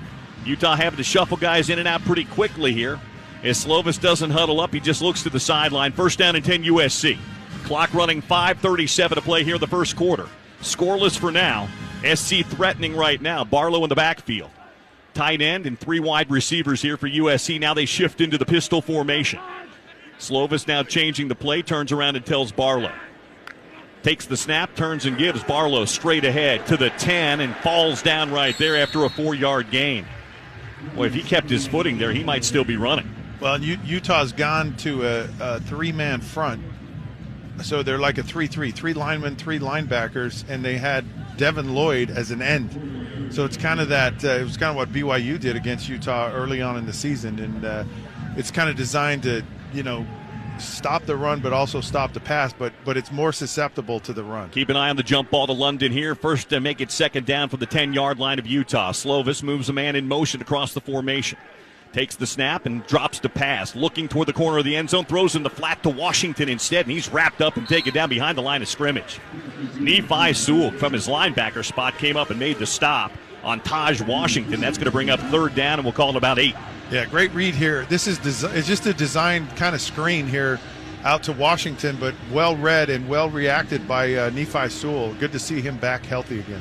Trojans are 1 out of 2 on 3rd down here in the first quarter. Clock running at 4:10 to play here in the first quarter today here at the Coliseum. From the Utah 11-yard line, Slovis lines up 3 receivers right and 1 receiver. That's Drake London to the left. They'll shade a safety over to help. Barlow in the backfield. Slovis wants the snap, takes it, backpedals, pumps once, looking, pressure in his face, throws, incomplete, broken up, nearly intercepted by Utah. They were looking for Gary Bryant, and the pressure right up the middle came from Vimahi. Akili Vimahi got right in the face of Keaton Slovis and forced the incompletion. That'll bring out the field goal team here for USC. Yeah, very, very well done up front. I mean, that wasn't a pressure throw there, but a nice job. And of course, Reed also came in and knocked that ball out. Here's a field goal attempt. Parker Lewis hasn't missed this year. He's 9 for 9. This will be a 28-yard field goal inside the left hash. Kick is up, and the kick is good. Parker Lewis can't lose. And that's a field goal. 3:48 to play here in the first quarter. USC leads it 3-0. Well plays 53 yards, 5:15 off the clock. The only incompletion for Slovis was on that last pass breakup on 3rd down. He was 5 of 6, but just for 29 yards, Scott. That's a win. If you hold USC to field goal. All right, wrapping up the hour on Sean O'Connell Show with Jeff Schwartz, NFL insider, betting insider, college football expert, former Oregon Duck. Jeff, we have 1 minute because Alonzo's yelling at me for abusing the clock again. Shedeur Sanders left the Colorado loss against Nebraska before the game was over. Went to the locker room. Quarterbacks, players go to the locker room all the time when it's injury related, so I guess we shouldn't attack him for it. But what'd you think? What's the reaction? Was this a health thing? It might have been a health thing, but it just is another sort of long line of examples of things at Colorado just being different than everywhere else. And typically when you're different, you don't win. The noise gets louder and louder and louder. And that was my favorite wager of last weekend. It hit, obviously, the Nebraska. And just, again, Sean, just another example of just, we're doing things differently. We're playing our son's song before the fight song now. Like it's just like that whole thing that it went semi-viral. Colorado when they score touchdowns, Shador's little anthem gets played, and then they kick the extra point, and then they play the Colorado fight song. So both happen, but it is a little silly that someone who's not an established recording artist gets run at Folsom Field. Yeah, so it's another thing. Sean, I have used the word unserious to describe this program, and I feel like I am more correct by the day. And I think a lot of people in this industry, the media industry, especially those in Denver, are going to feel very foolish that they put so much of their reputation on the line to defend and promote this program. All right, Jeff. It's always great hearing from you for a whole hour on the show. Appreciate your time. Appreciate you joining me. Give me one favorite wager for the weekend. Washington -5 in the early September Apple Cup. I thought you'd give me a Civil War game take, but I'll take an Apple Cup. Washington -5, says Jeff Schwartz. Thanks, buddy. All right, buddy. Talk to you later. Jeff Schwartz, he's the man. We're going to continue our NFL discussion with Mike Yam, who's now with the NFL Network. You know Mike Yam. He'll join us next on the Sean O'Connell Show, ESPN 700.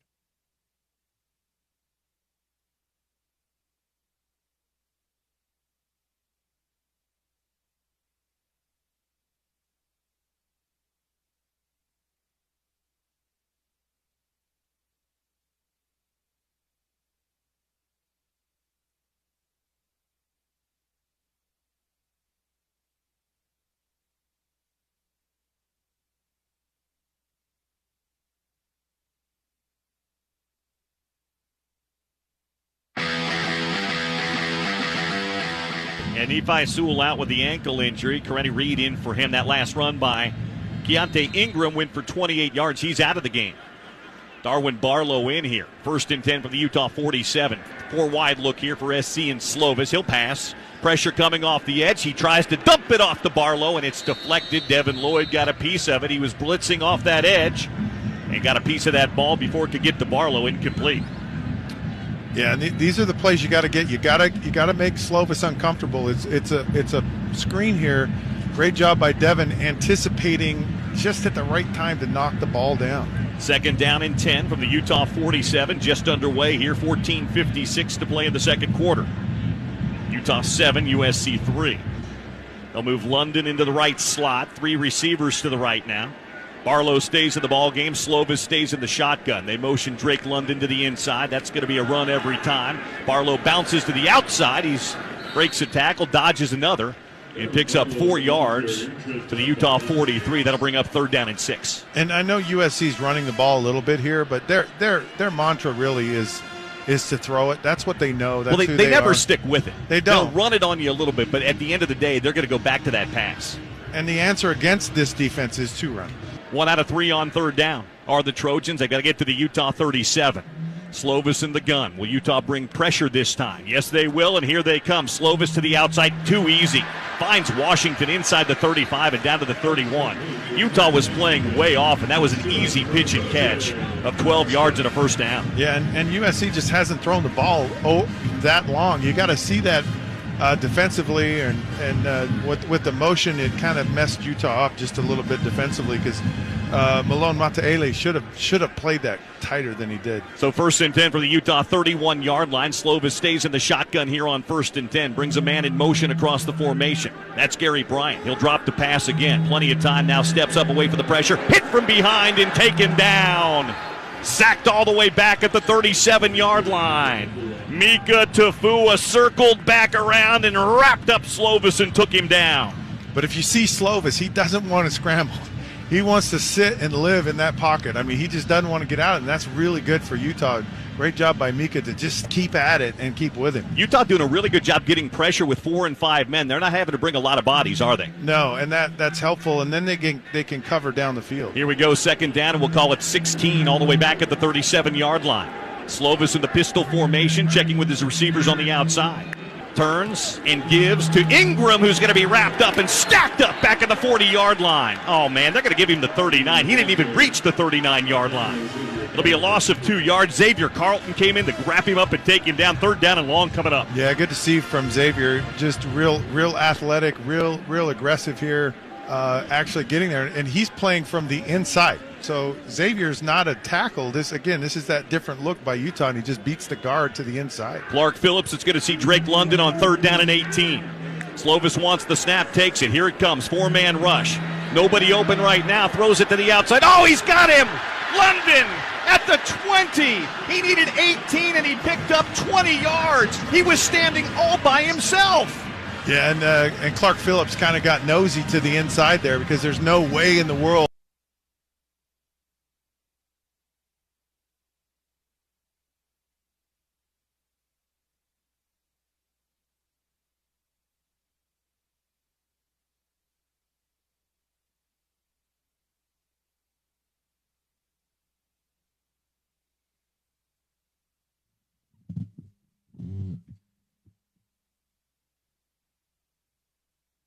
First weekend of NFL football in the books. Hopefully your fantasy team did great. Hopefully if you were wagering, you cashed all your tickets.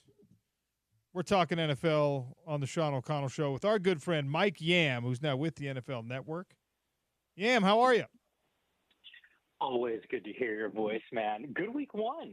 It's kind of crazy. It crept up on us, and here we go. We're off to the races.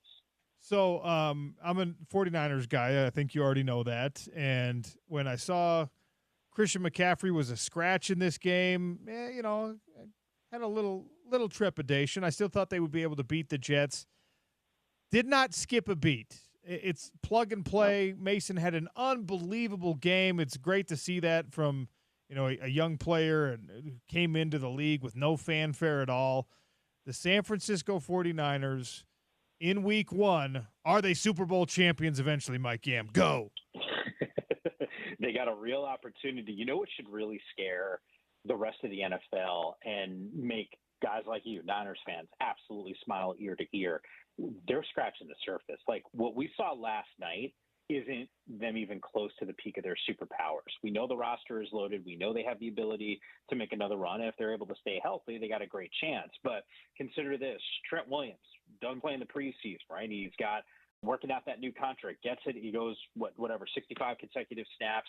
I was doing postgame on NFL Network. Omar Ruiz, a reporter, was there, interviewed him, and he was sort of like giggling around the fact that he's not totally right conditioning-wise, but, he was, I think, pleasantly surprised. Trent gets there. Brandon Ayuk doesn't have a huge impact because of his hold-in situation and the fact that Christian McCaffrey wasn't even out there, and they still were able to do this against the number 3 total defense from a year ago. That should put the rest of the league on notice. I do want to address something. Jordan Mason, again, best game of his career, accidentally mentions to a reporter that he knew he was going to play on Friday, and of course the 49ers called Christian McCaffrey a game-time decision, and there's some gamesmanship there, but then bettors get involved, and they're upset. Fantasy players and fans get involved, and they're upset. And the young buck coming off a wonderful game where he was instrumental in helping the San Francisco 49ers win. He's living a dream, and he gets called to the principal's office and said, hey, you can't talk to reporters about stuff like that. How do we fix this, Mike Yam, so that kind of scenario doesn't unfold? You know what's wild to me is how are they not on the same page?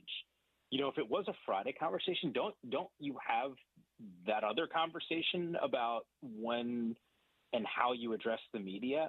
I'm with you. I actually thought it was pretty comical. I was getting ready for the game, so I was watching, the pregame show when the news had broke about Christian McCaffrey, and I'm thinking to myself, look at all these fantasy owners. And by the way, kudos to that organization. They had known for a couple days, and the fact that nothing crept out about this. And I know it's much to the chagrin of the guys that thought maybe Christian might put them over the top in their week and was probably a first-round pick for those who are fortunate enough to have him on their roster. But I'm with you, man. Like, I think it was funny for us, and it gives us something to talk about. But all the ducks need to be in a row when something like that happens.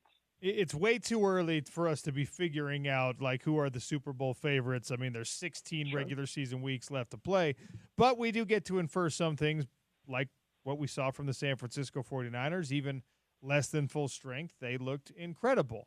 The Kansas City Chiefs bracketed the other end of the weekend. They started this off against Baltimore on Thursday night, and I have made it very clear my Chiefs fatigue is strong. I don't want to see the three-peat.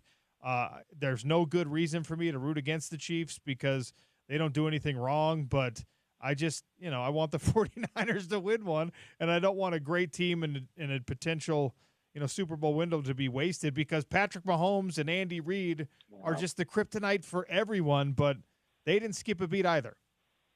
No, they didn't. And Sean, I don't know if you felt this way. I thought that on paper they were a better team this year than they were a season ago at this time. And a lot of it had to do with the explosiveness that comes with Xavier Worthy, the kid that they drafted in the first round who's got the fastest 40. And look, he paid dividends, and I think he did exactly what we all thought he was going to do.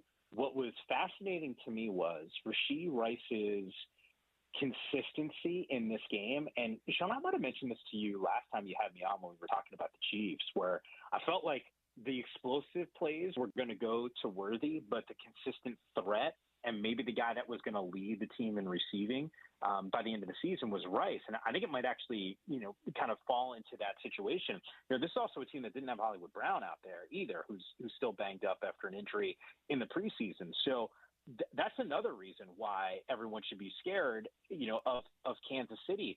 That opener, and once again, I think they're just scratching the surface on what they can become. Steve Weich, one of my colleagues over at NFL Network, was at that game. He felt like there were some small things that could be cleaned up.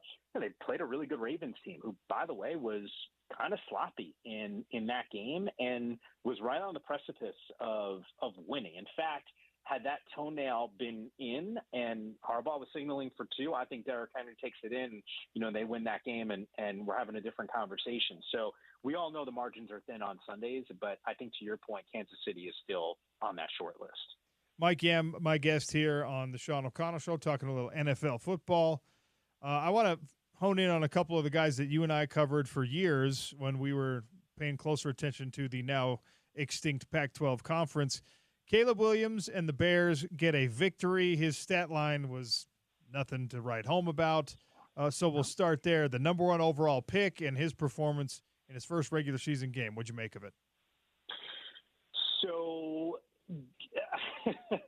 look, the only stat that matters, Sean, and you know this, man, is the W. But I'd be lying if I said I didn't expect a little bit more from Caleb in that first game. And I think part of it was what I saw in the preseason. And I get it, and this happens every friggin' year to me, Sean, and I hope at one point I just get it right, which is don't put too much stock in the preseason. And I get burned every year because I get super excited the season's coming, and this is the first football action where guys are playing again. So it definitely carries more weight than it should in my head. But Caleb was doing some things that we saw him do at SC on an NFL stage. Then the first start comes against the Tennessee squad, who by the way, they're a little bit of a collapse in that one. Like Chicago's fortunate to get this win.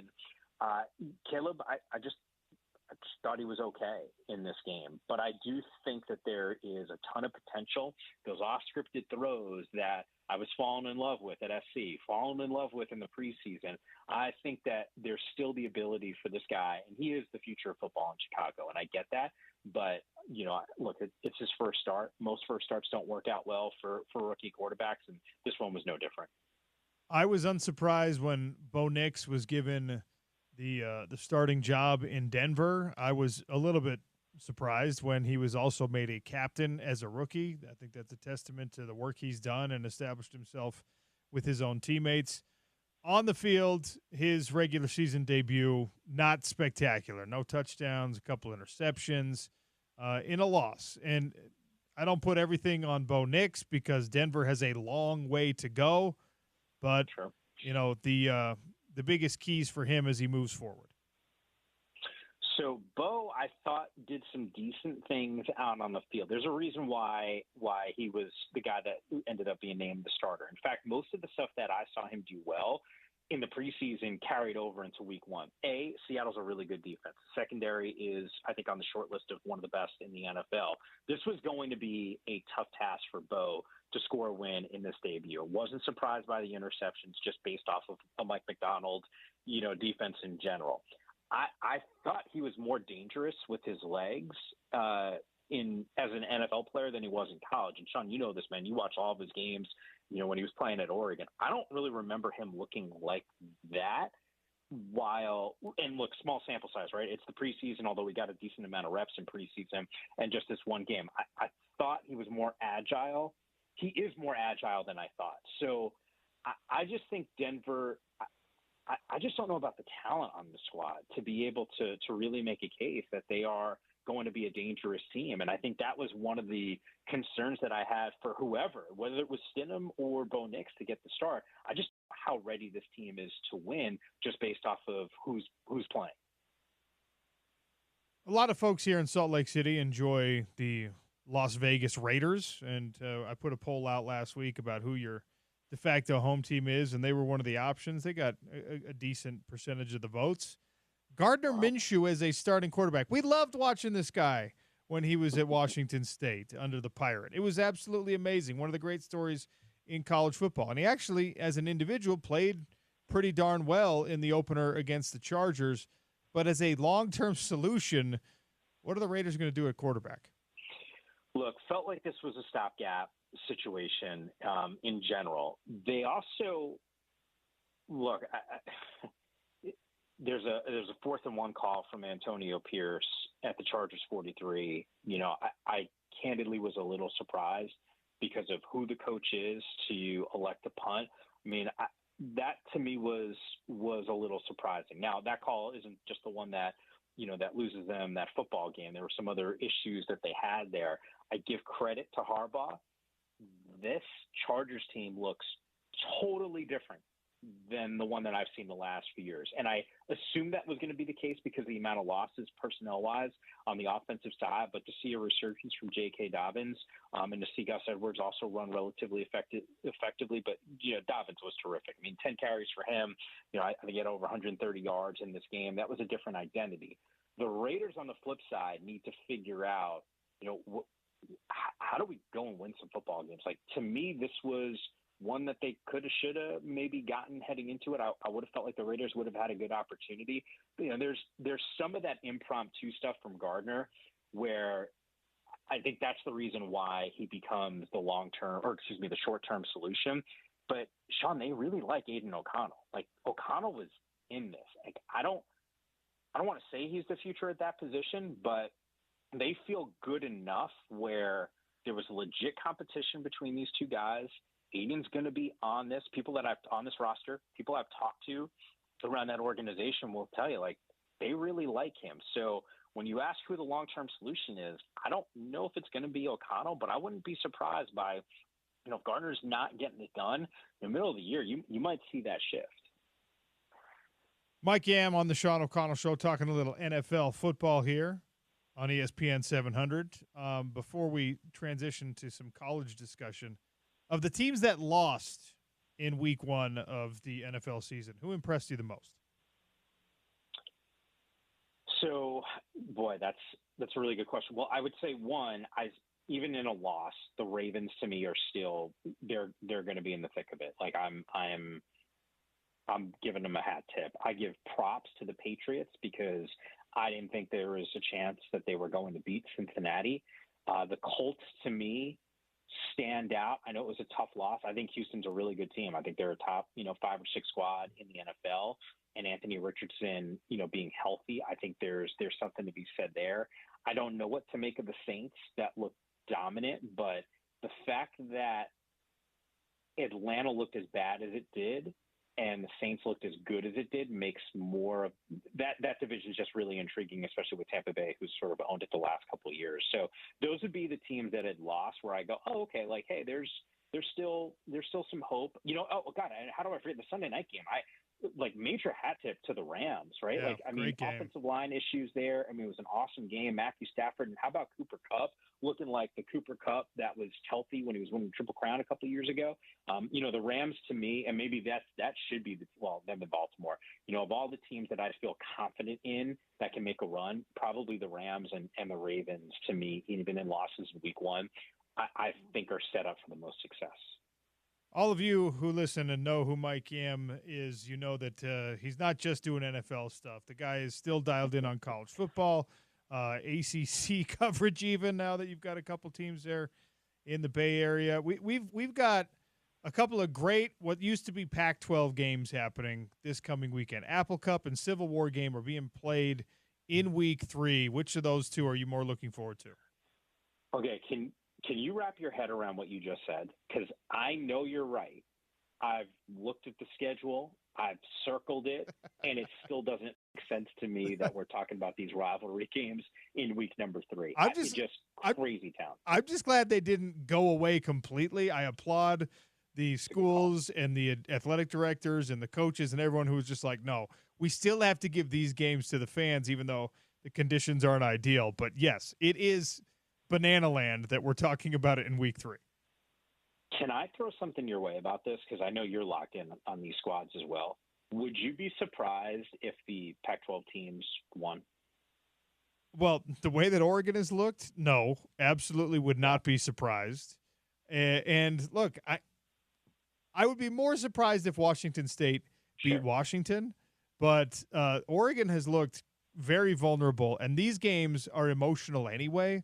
And especially now, especially the dynamic that exists in 2024, where Oregon State and Washington State, you and I have talked about this before, they were the ones who got left behind.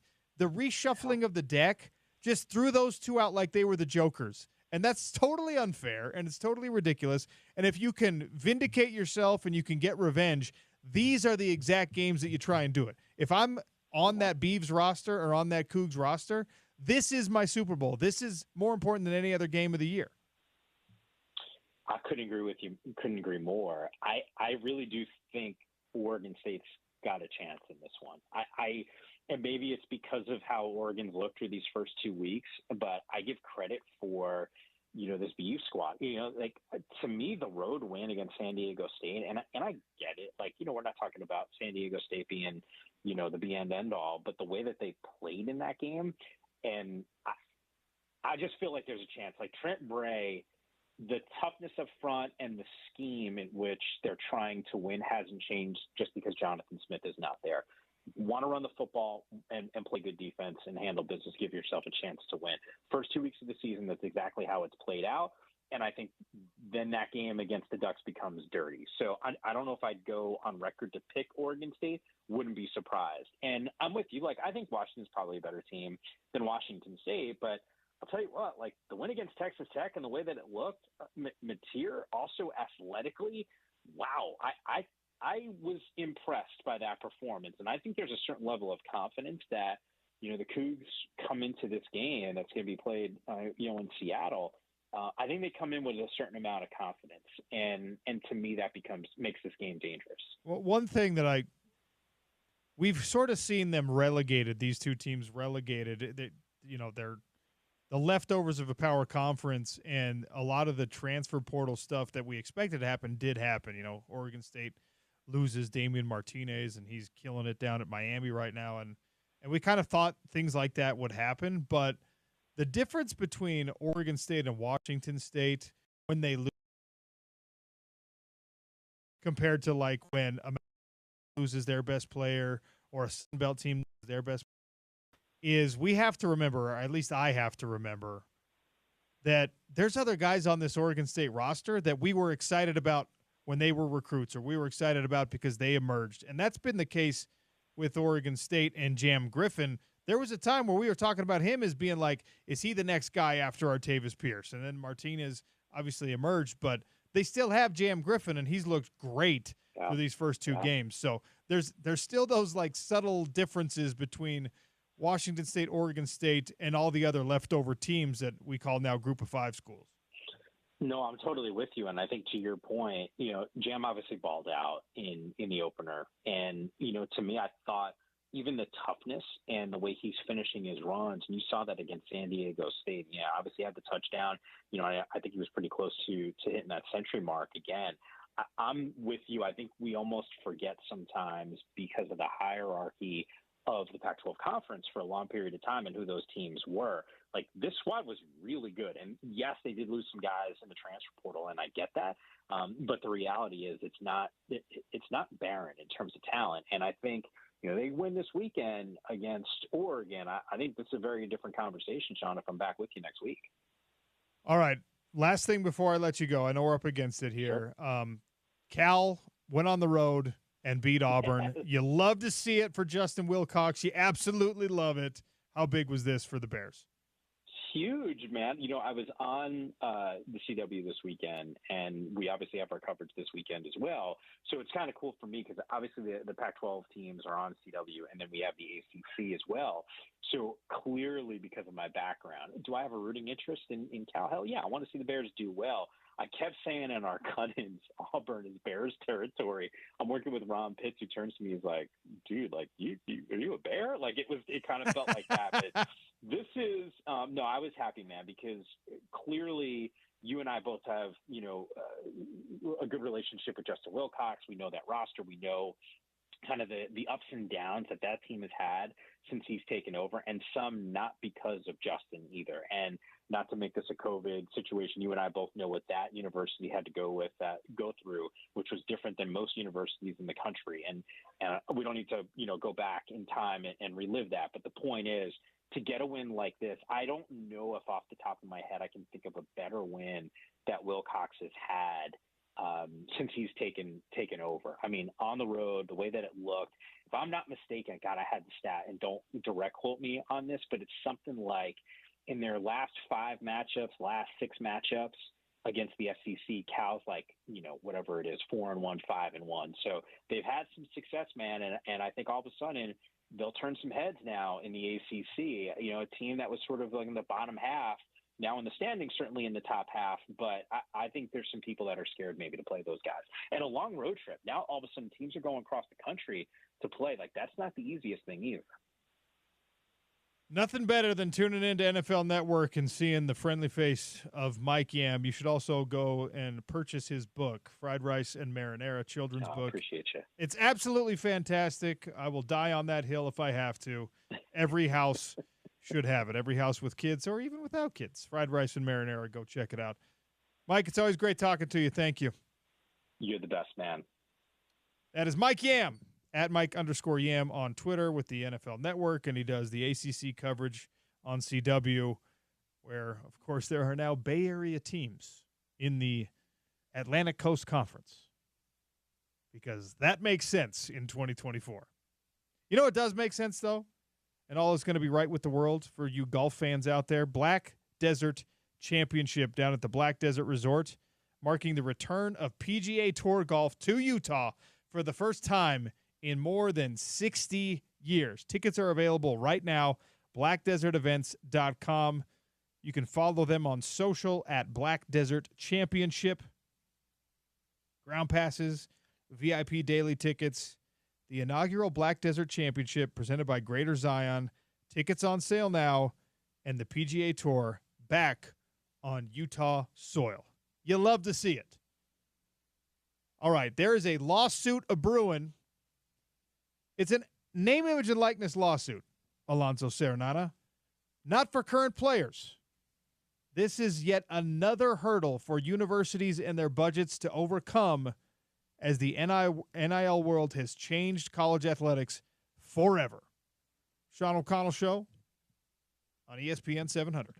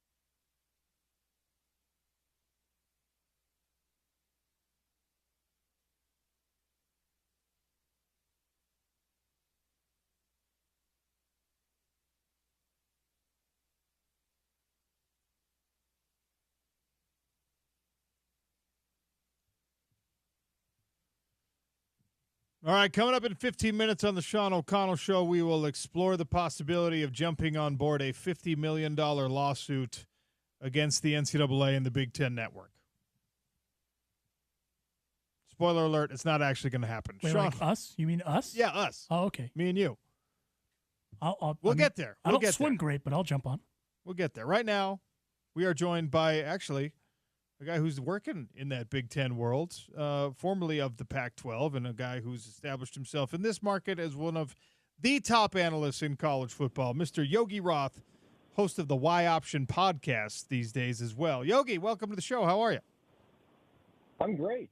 I'm amazing, man. It's a beautiful day in L.A.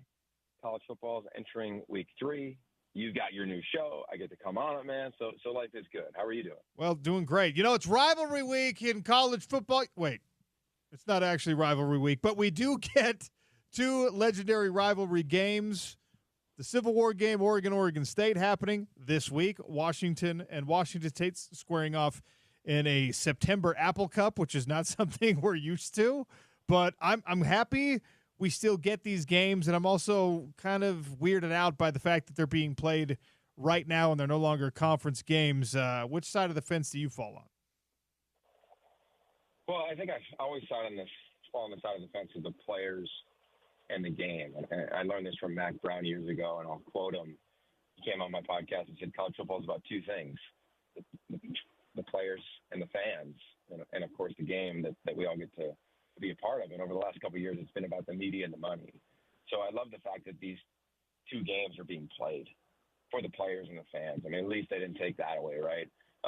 At the time of the year, it's kind of unique. I think we're all accustomed to having Thanksgiving and then, either if you're in Seattle, driving over to Pullman or vice versa, same thing in Corvallis or in Eugene. So that's a little funky, I think, to a certain degree. But the game's still happening. And I'm stoked for that, for the coaching staffs.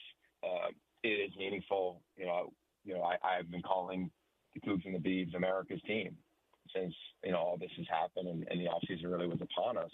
And I think it's true. Like if, your favorite team is Utah because you live in Salt Lake City, your second favorite team should be these 2 guys because of what they went through by no fault of their own is putting them in a unique position, of course, in the landscape of college athletics. And they've won. They've won more than a lot of the teams in the Big 12. In the Big Ten, in the SEC, I mean, they've won. They haven't been a team that's only struggled. And I think you look no further than the Texas Tech game a week ago, or you look at Oregon State and what they've done in their illustrious history. I mean, 2 years ago, they beat Oregon at home. So it's not like they can't compete on the grand stages. So I'm excited for it, man. There's so many storylines in both of these contests. I'll be glued in as much as I can based on the broadcast I have this weekend. I'm going to Nebraska for the first time in a long time. But I'm rooting for all 4 of them, and I hope it's a classic, an instant classic in college football and in both the Apple Cup and the Oregon State game. We were talking, 3 weeks ago about, is Oregon a bona fide national championship contender this year? And the conversation has shifted some. I still think they're an incredibly talented team. I expect improvement. I expect them to figure out whatever's going on. I don't know if I expect that they will elevate themselves enough to get back into that conversation that we had 3 weeks ago. But, these growing pains with the Ducks surprising you at all?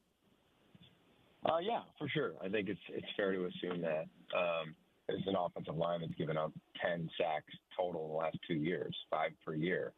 And, they gave up 3 in their first game, and first drive of the Boise State game, they give up another one. You're just saying, what's going on up front? But I'll say this. I'm not as worried about them as I am, let's say, like Michigan's offense. So I talk about like blue bloods in college football. Why? And you know this. Like I think on the offensive line, if you have the athletes and they're physical enough to compete, which they are, I think there's a world where you can even simplify your protections even more, right? So maybe it's max protection, maybe it's true slide protection. Like maybe there's different things around the playbook that they'll have to adjust. But I still believe they have the players and the competitive depth to make noise in every game that they play in. Their biggest challenge is they haven't been able to in week 1. They didn't create, very few explosive plays. And in week 2, they gave up a couple big explosive plays. I think this is a team that settles in. I think their rosters, as we know, as talented as it's ever been, at least in recent history, and especially in the Dan Lanning era. So they walk into Research Stadium the more talented team. Doesn't mean they're going to win the game. Well, we know what rivalry games are all about, but if they can minimize some of the self-inflicted things that they've had, then I think this is a team that can make a lot of noise in this new Big Ten. Yogi Roth, my guest here on the Sean O'Connell Show. Yogi, I'm gonna pick your brain about quarterback dynamics and team dynamics surrounding a quarterback, because I know that you have as much appreciation for Cam Rising as anyone else does. And we saw him exit the Southern Utah game because it was a comfortable lead and they wanted to protect his health and give him a rest, and that's great. And then we saw a minor hand injury in week 2, and he's forced out of the game.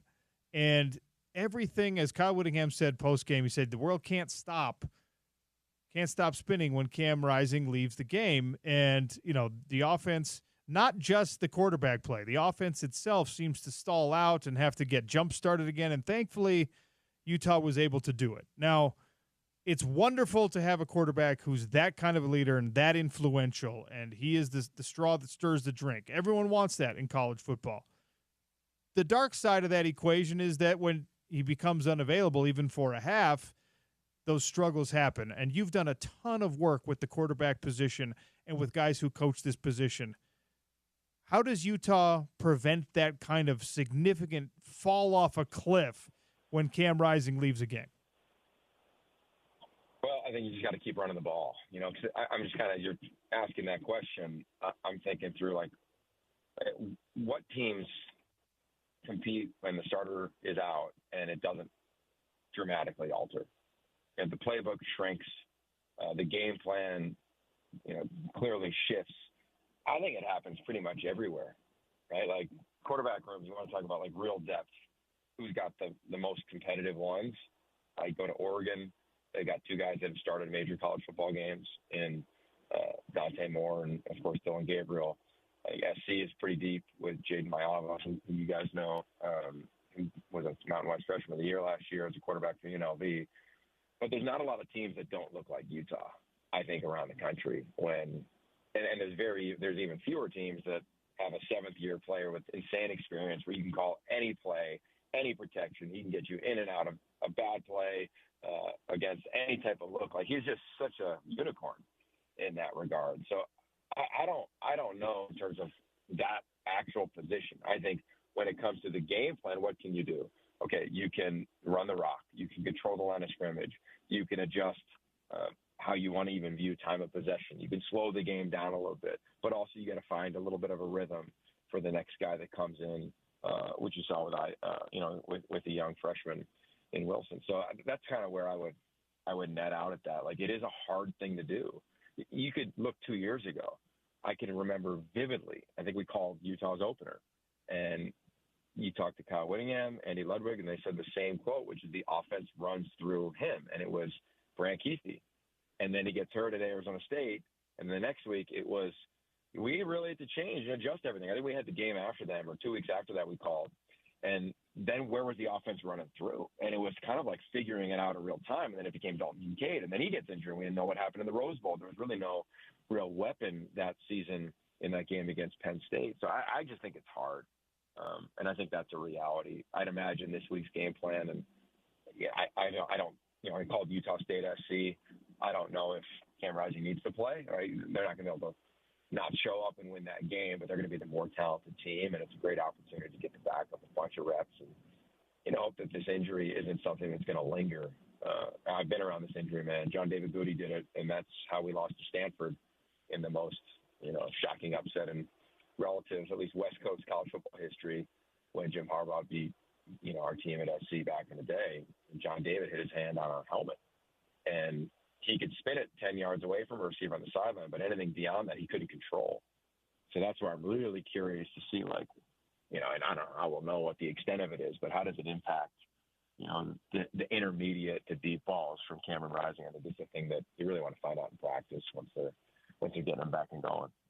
Before I let you go, there's a really interesting dynamic that has started to be more commonplace in college football because of the transfer portal, and we're going to see it this weekend in Logan when Utah travels to Utah State. Bryson Barnes, the old pig farmer, who did unbelievable work in relief of Cam Rising in the Rose Bowl, and then after that, obviously. And look, he started as a 1A walk-on quarterback and ended up starting games for this Utah team, and now he's going to start for Utah State.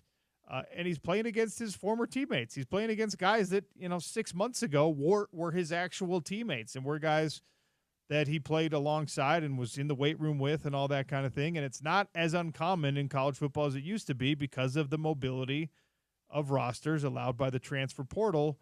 I just wanted to get your thoughts on that dynamic and how both sides handle these things. Yeah, I think it's an incredible story. Having called Utah State over the weekend, and you never want to see anybody get hurt. And Spencer Checketts, the starter for Utah State, but I'd be lying if I wasn't rooting to see Bryson Barnes play a lot against USC at the Coliseum over the weekend. It's just made for such a great story, right? The guy who went in there a year ago and led him on that drive that everybody knows. He had that 26-yard run after the penalty, and they kicked the game-winning field goal. I mean, it was amazing. So now, amplify that because it's in the same state in which, he has created a legacy of sorts based on who he is against a team that has dramatic respect for him, and they probably all applauded his move of like, yeah, dude, you should go play. Like, you deserve to go play. Like, you're good enough, clearly, to go play. So I'm just excited for him. I'll be curious to see what the game looks like, in terms of what Utah State's going to do. I mean, they're an up-tempo team. Clearly, he can run the ball. I don't know the severity of the injury to Checketts, and I think that probably impacts how you call a game. I think it did against SC. They want to have a ton of QB runs because they want to get hit a lot, just based on the depth at that position with he and now Jacob Conover, the former BYU quarterback and Arizona State quarterback. Now he's either the third string or the backup pending the injury to Checketts. So I'm excited for it. I would imagine in pregame there'd be nothing but love from everybody.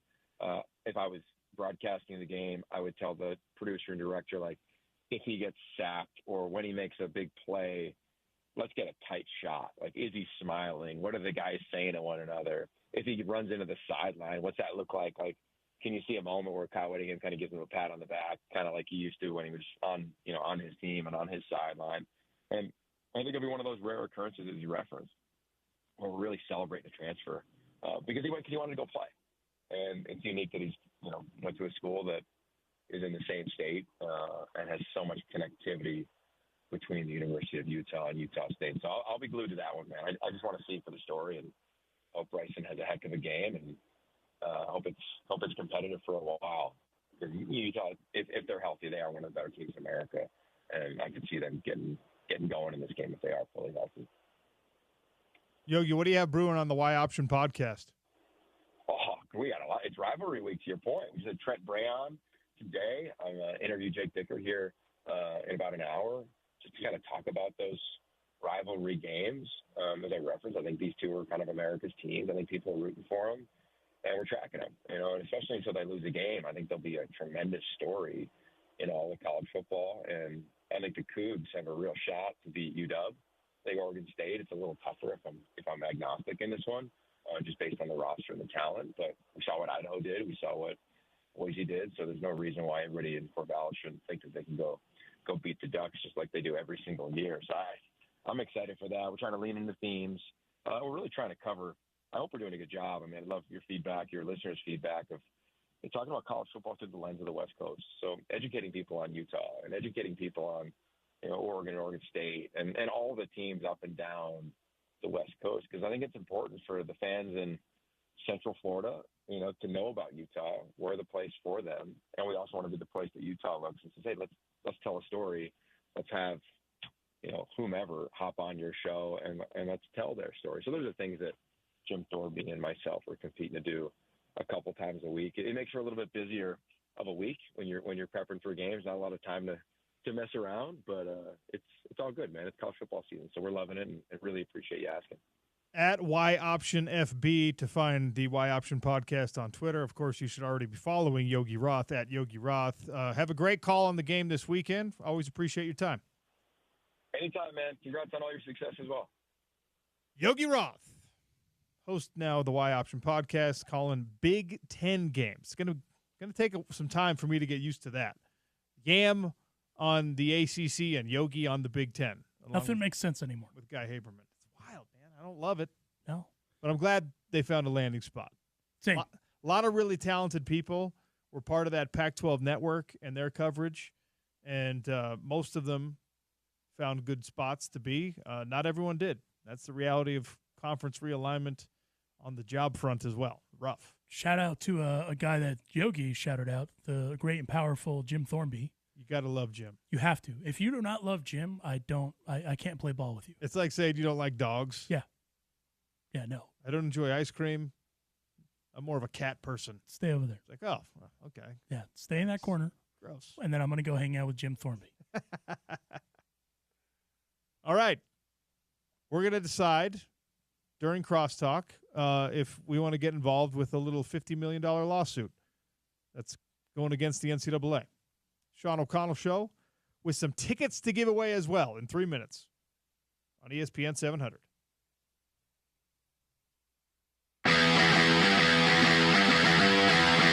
Jordan Noyes kicks it off. It's a high end-over-end kick. Backpedaling and taking it. KD Nixon 2 yards deep into the end zone. Nixon trying to get to the outside. Breaks a tackle, and then he's tripped up at about the 17.5-yard line. University of Utah covering that well, and it was Hayden Fury, the backup linebacker, that made the tackle. So USC will begin things with about an 83-yard field in front of them. And Scott, the guy we'll keep an eye on tonight, wears number 15. His name is Drake London, and he's the best wide receiver of the Pac-12, maybe the best wide receiver in college football.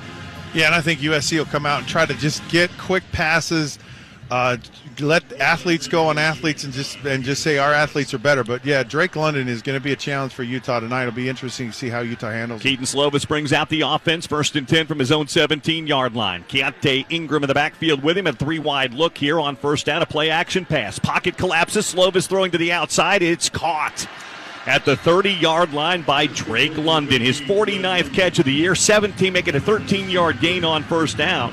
The pass rush was there. It didn't quite get home, and he completes the first pass of the game. Yeah, and they're kind of getting to Slovis quickly, but that's just too easy of a throw. It's one-on-one here, and then Drake London won that one-on-one.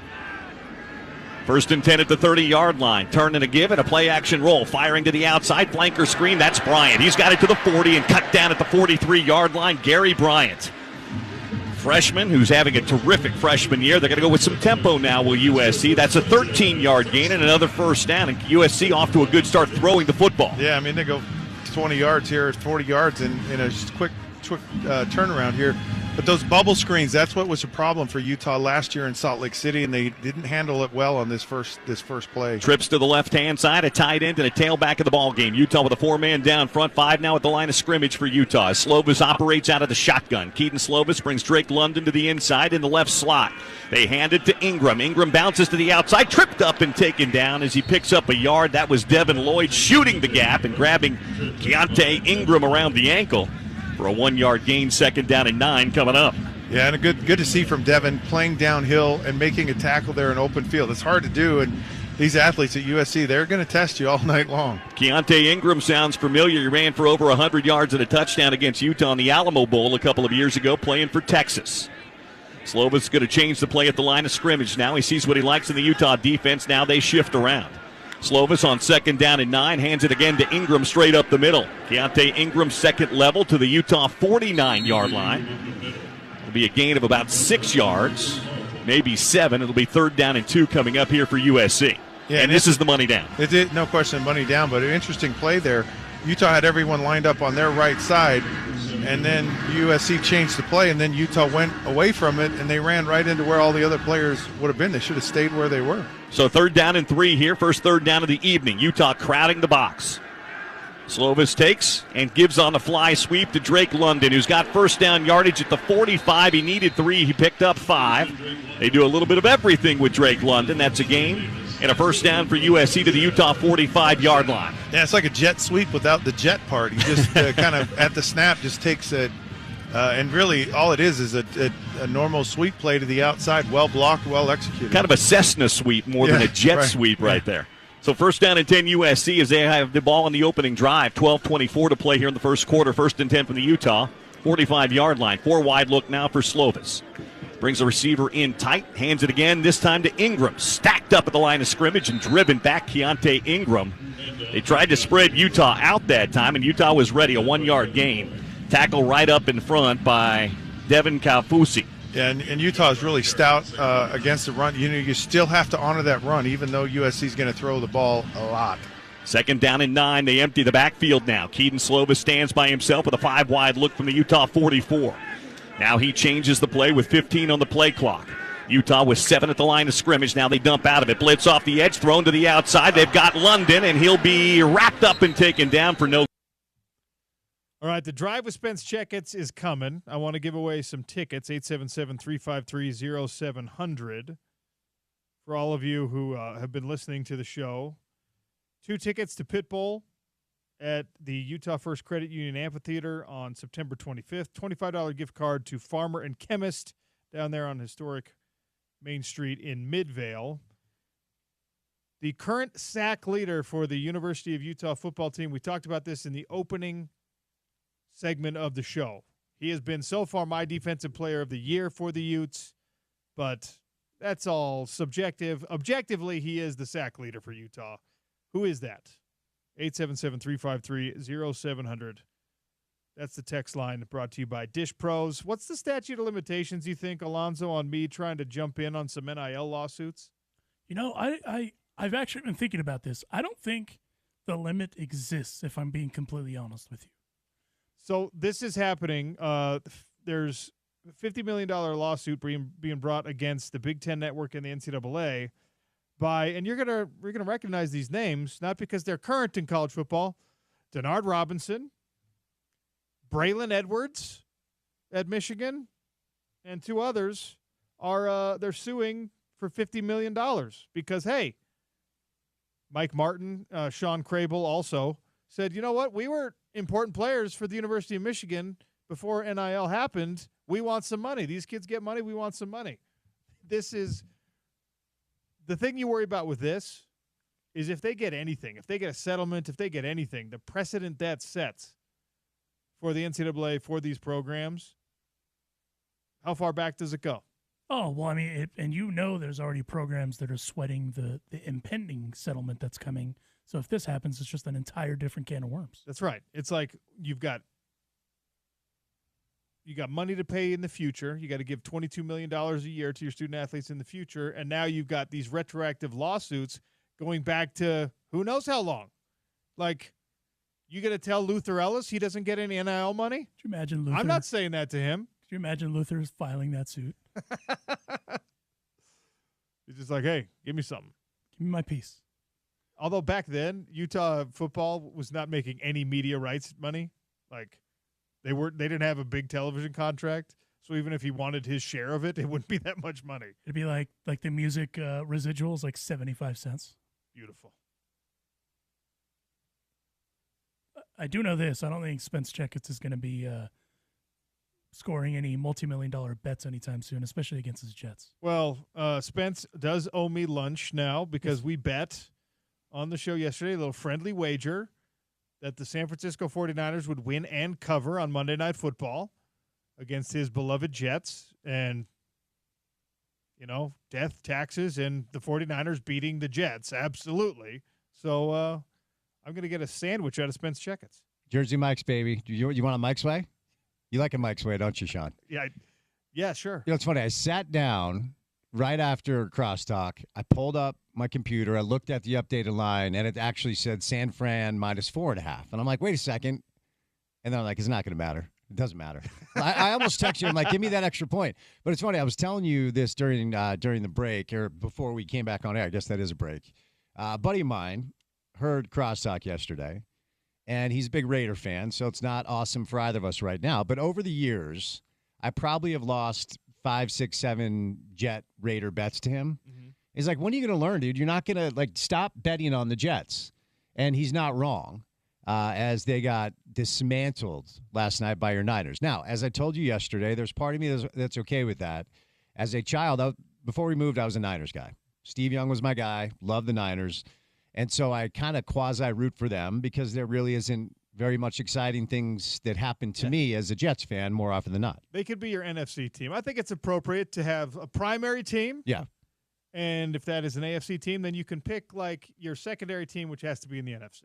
I like it. And I need it. I need it badly. So I do have part of me that does cheer for the Niners. Love Shanahan. And, it's one thing I've heard a lot of people today. Well, Aaron Rodgers, 40 years old, Achilles. Okay. How about your vaunted defense that is supposed to be your calling card that was run over by a team that I don't think the Niners offensive line is bad, but that is supposed to be like the one area where they're not elite. They looked amazing last night.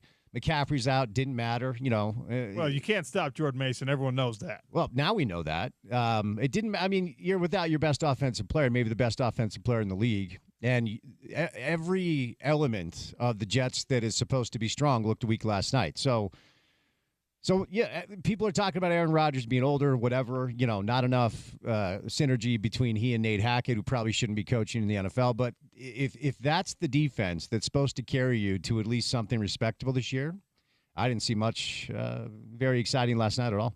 16 more regular season weeks to get it all figured out. I don't think the Jets will. I hope the 49ers do, because everybody right now is chasing the Kansas City Chiefs. They just look ridiculous again. But the interesting thing, Sean, is that Vegas line tells us that it's Kansas City and San Francisco and then a big gap. Yeah. Right, between everybody else. So I think, and look, as you know, injuries happen, trades happen, stars are disgruntled. I did get a kick out of Peyton Manning going all in on Ayuk. That was awesome. After he dropped that touchdown pass. I thought that was pretty good. Yeah, that one was the whole contract thing for me. Didn't love that from Ayuk. Yep. Didn't love that from the 49ers. And, Trent Williams playing well even after holding out and being out of shape. It is what it is. Good to have the NFL back, though. It's great to have Such the NFL a great back. product, yeah. It's great to have college football, high school football, and the NFL all running concurrently because, aside from like Wednesdays, your whole week can be taken up by football. It's really lovely. Yeah, it's a good time of year. If you look at the forecast today, this week, we're going to see some 70s. Like on Saturday up at Rice Eccles, it was way too hot. We talked about this yesterday. I'm pining for some fall football. So now we're kind of entering that time of year where the weather starts to turn, it starts to feel better, and we have a lot of intriguing storylines with our local teams. BYU, Utah have both stayed clean, albeit not perfect. Be interesting to see. BYU goes to Laramie without their top two running backs, it looks like. Yeah. And I was told today that Isaac Wilson is getting reps with the ones. That's what I was told. We don't get to see practice. I wasn't there. So it does sound like Utah is going to be heading up to Logan without their QB1. So we've got a couple of teams compromised with injuries with kind of sneaky big games. Look, Sean, I talked about this yesterday. Like, Notre Dame goes down as a 30-point favorite, essentially. K-State had to escape. So did OK State against an SEC team, albeit a bad one. Every week, crazy things happen, even when you're like 30-point favorites. Yeah. So last week, man, against Baylor, after Cam goes down, there was this underlying sense of anxiety. I was down there on the sideline with some other media members. We're like, great, another turnover, okay, punt. They got the ball. It's still a 2-score game, but I felt like that was one big play. And look, DeQuan Finn did not look good, but if Baylor was able to find one more big play and make it interesting, onside kick, fumble, you never know what happens. This really is a survive and advance every week scenario, no matter who you are. That's right. And I started my show today talking about what you can't let Utah State do, and that's believe they can win the game. Sure. You have to come out and you have to snuff out those hopes early. And my premise in opening the show was that you're going to need more than what you've gotten from the offense. And if that doesn't come from Isaac Wilson, who does it come from? Because really, we talked all offseason longs about these weapons that are, there for the deployment. And yet we've had a big game from Dijon Stanley, a decent game from Money Parks, a big game from Mekhi Bernard, and a big game from Brant Keithy. And that's basically it. So who gets going? Who gets started? Who gets established as a star? You can keep those suggestions coming in at 877-353-0700. If you like. Crosstalk with Spence Checketts is brought to you by Ineos Grenadier. I'm driving one right now. These things are absolutely awesome. So if you want to elevate your drive, demo the all-new Ineos Grenadier at Warner. The dealership is out there at 2400 South, 5600 West in West Valley. You can also browse online at WarnerIneosGrenadier.com. If you are a mountain person, a trail person, if you are an outdoors person, you really need to check one of these Warner Ineos Grenadiers out. All right, what's coming up on the drive? So a lot of mostly football today, either college or pro. We are going to do a little NFL with Ben Solak from ESPN, but we are going to be joined by Josh Furlong, of course, from KSL, who covers Utah. Nate Orchard, Jake Weber, live in studio, our friends from Advanced Window Products, Scott Mitchell, Dave Fox later on. So the majority of the show today will be Tuesday's kind of the day where you start to turn the page a little bit. So we'll kind of put last weekend to bed in both college and pro football, and we'll talk about BYU without their top 2 running backs in Laramie, and Utah potentially without their top quarterback in Logan. So mostly football on this Tuesday afternoon. Connor O'Toole and Mekhi Bernard on the coaches show tonight, which nice. Of course is after the drive with Spence Checketts, and tomorrow morning on the Sean O'Connell show, Morgan Scalley, Deja Young, Delane Fitzgerald. We got a big show. We got a really big show. Have you interviewed Delane yet, Coach Fitzgerald? Yes. He's funny, man. He's awesome. I like him. He's very direct. I wanted to just be like a weekly football guest to talk about all things football. Very direct. And how about that win? UTEP, good for them. Good for SUU. So. And a little trash talk after the fact. So. You got to love. All right. Stay tuned for the drive with Spence Checketts. That's all for the Sean O'Connell Show on your home of the Utes, ESPN 700. Freshman Zamiah Vaughn matched up on Drake London right now. Let's see if they go his way. Turn and a give. Ingram. Oh, he's got the next. Make it Darwin Barlow, second level. And all the way down to the Utah 26-yard line. That's going to be another USC first down. He needed 6. He picked up 7. And they've got another good drive going here just outside the red zone at the 26-yard line. Yeah, and all this is it's just kind of nickel and dime you, and this is where Keaton Slovis is at his best, and Utah's just got to play this a little bit more stout on these throws. Vaughn matched up again with Drake London. Here's that area of the field where they like to throw jump balls to him. They'll shade a safety his way on 1st and 10 from the Utah 26-yard line. Slovis going to look to the sideline now, change the play as he gets it in from Graham Harrell. Barlow moves to his right-hand side. Utah showing pressure, and here they come. Handoff Barlow into the hole, jump cut, just past the 25 and down to about the 22. They're pushing the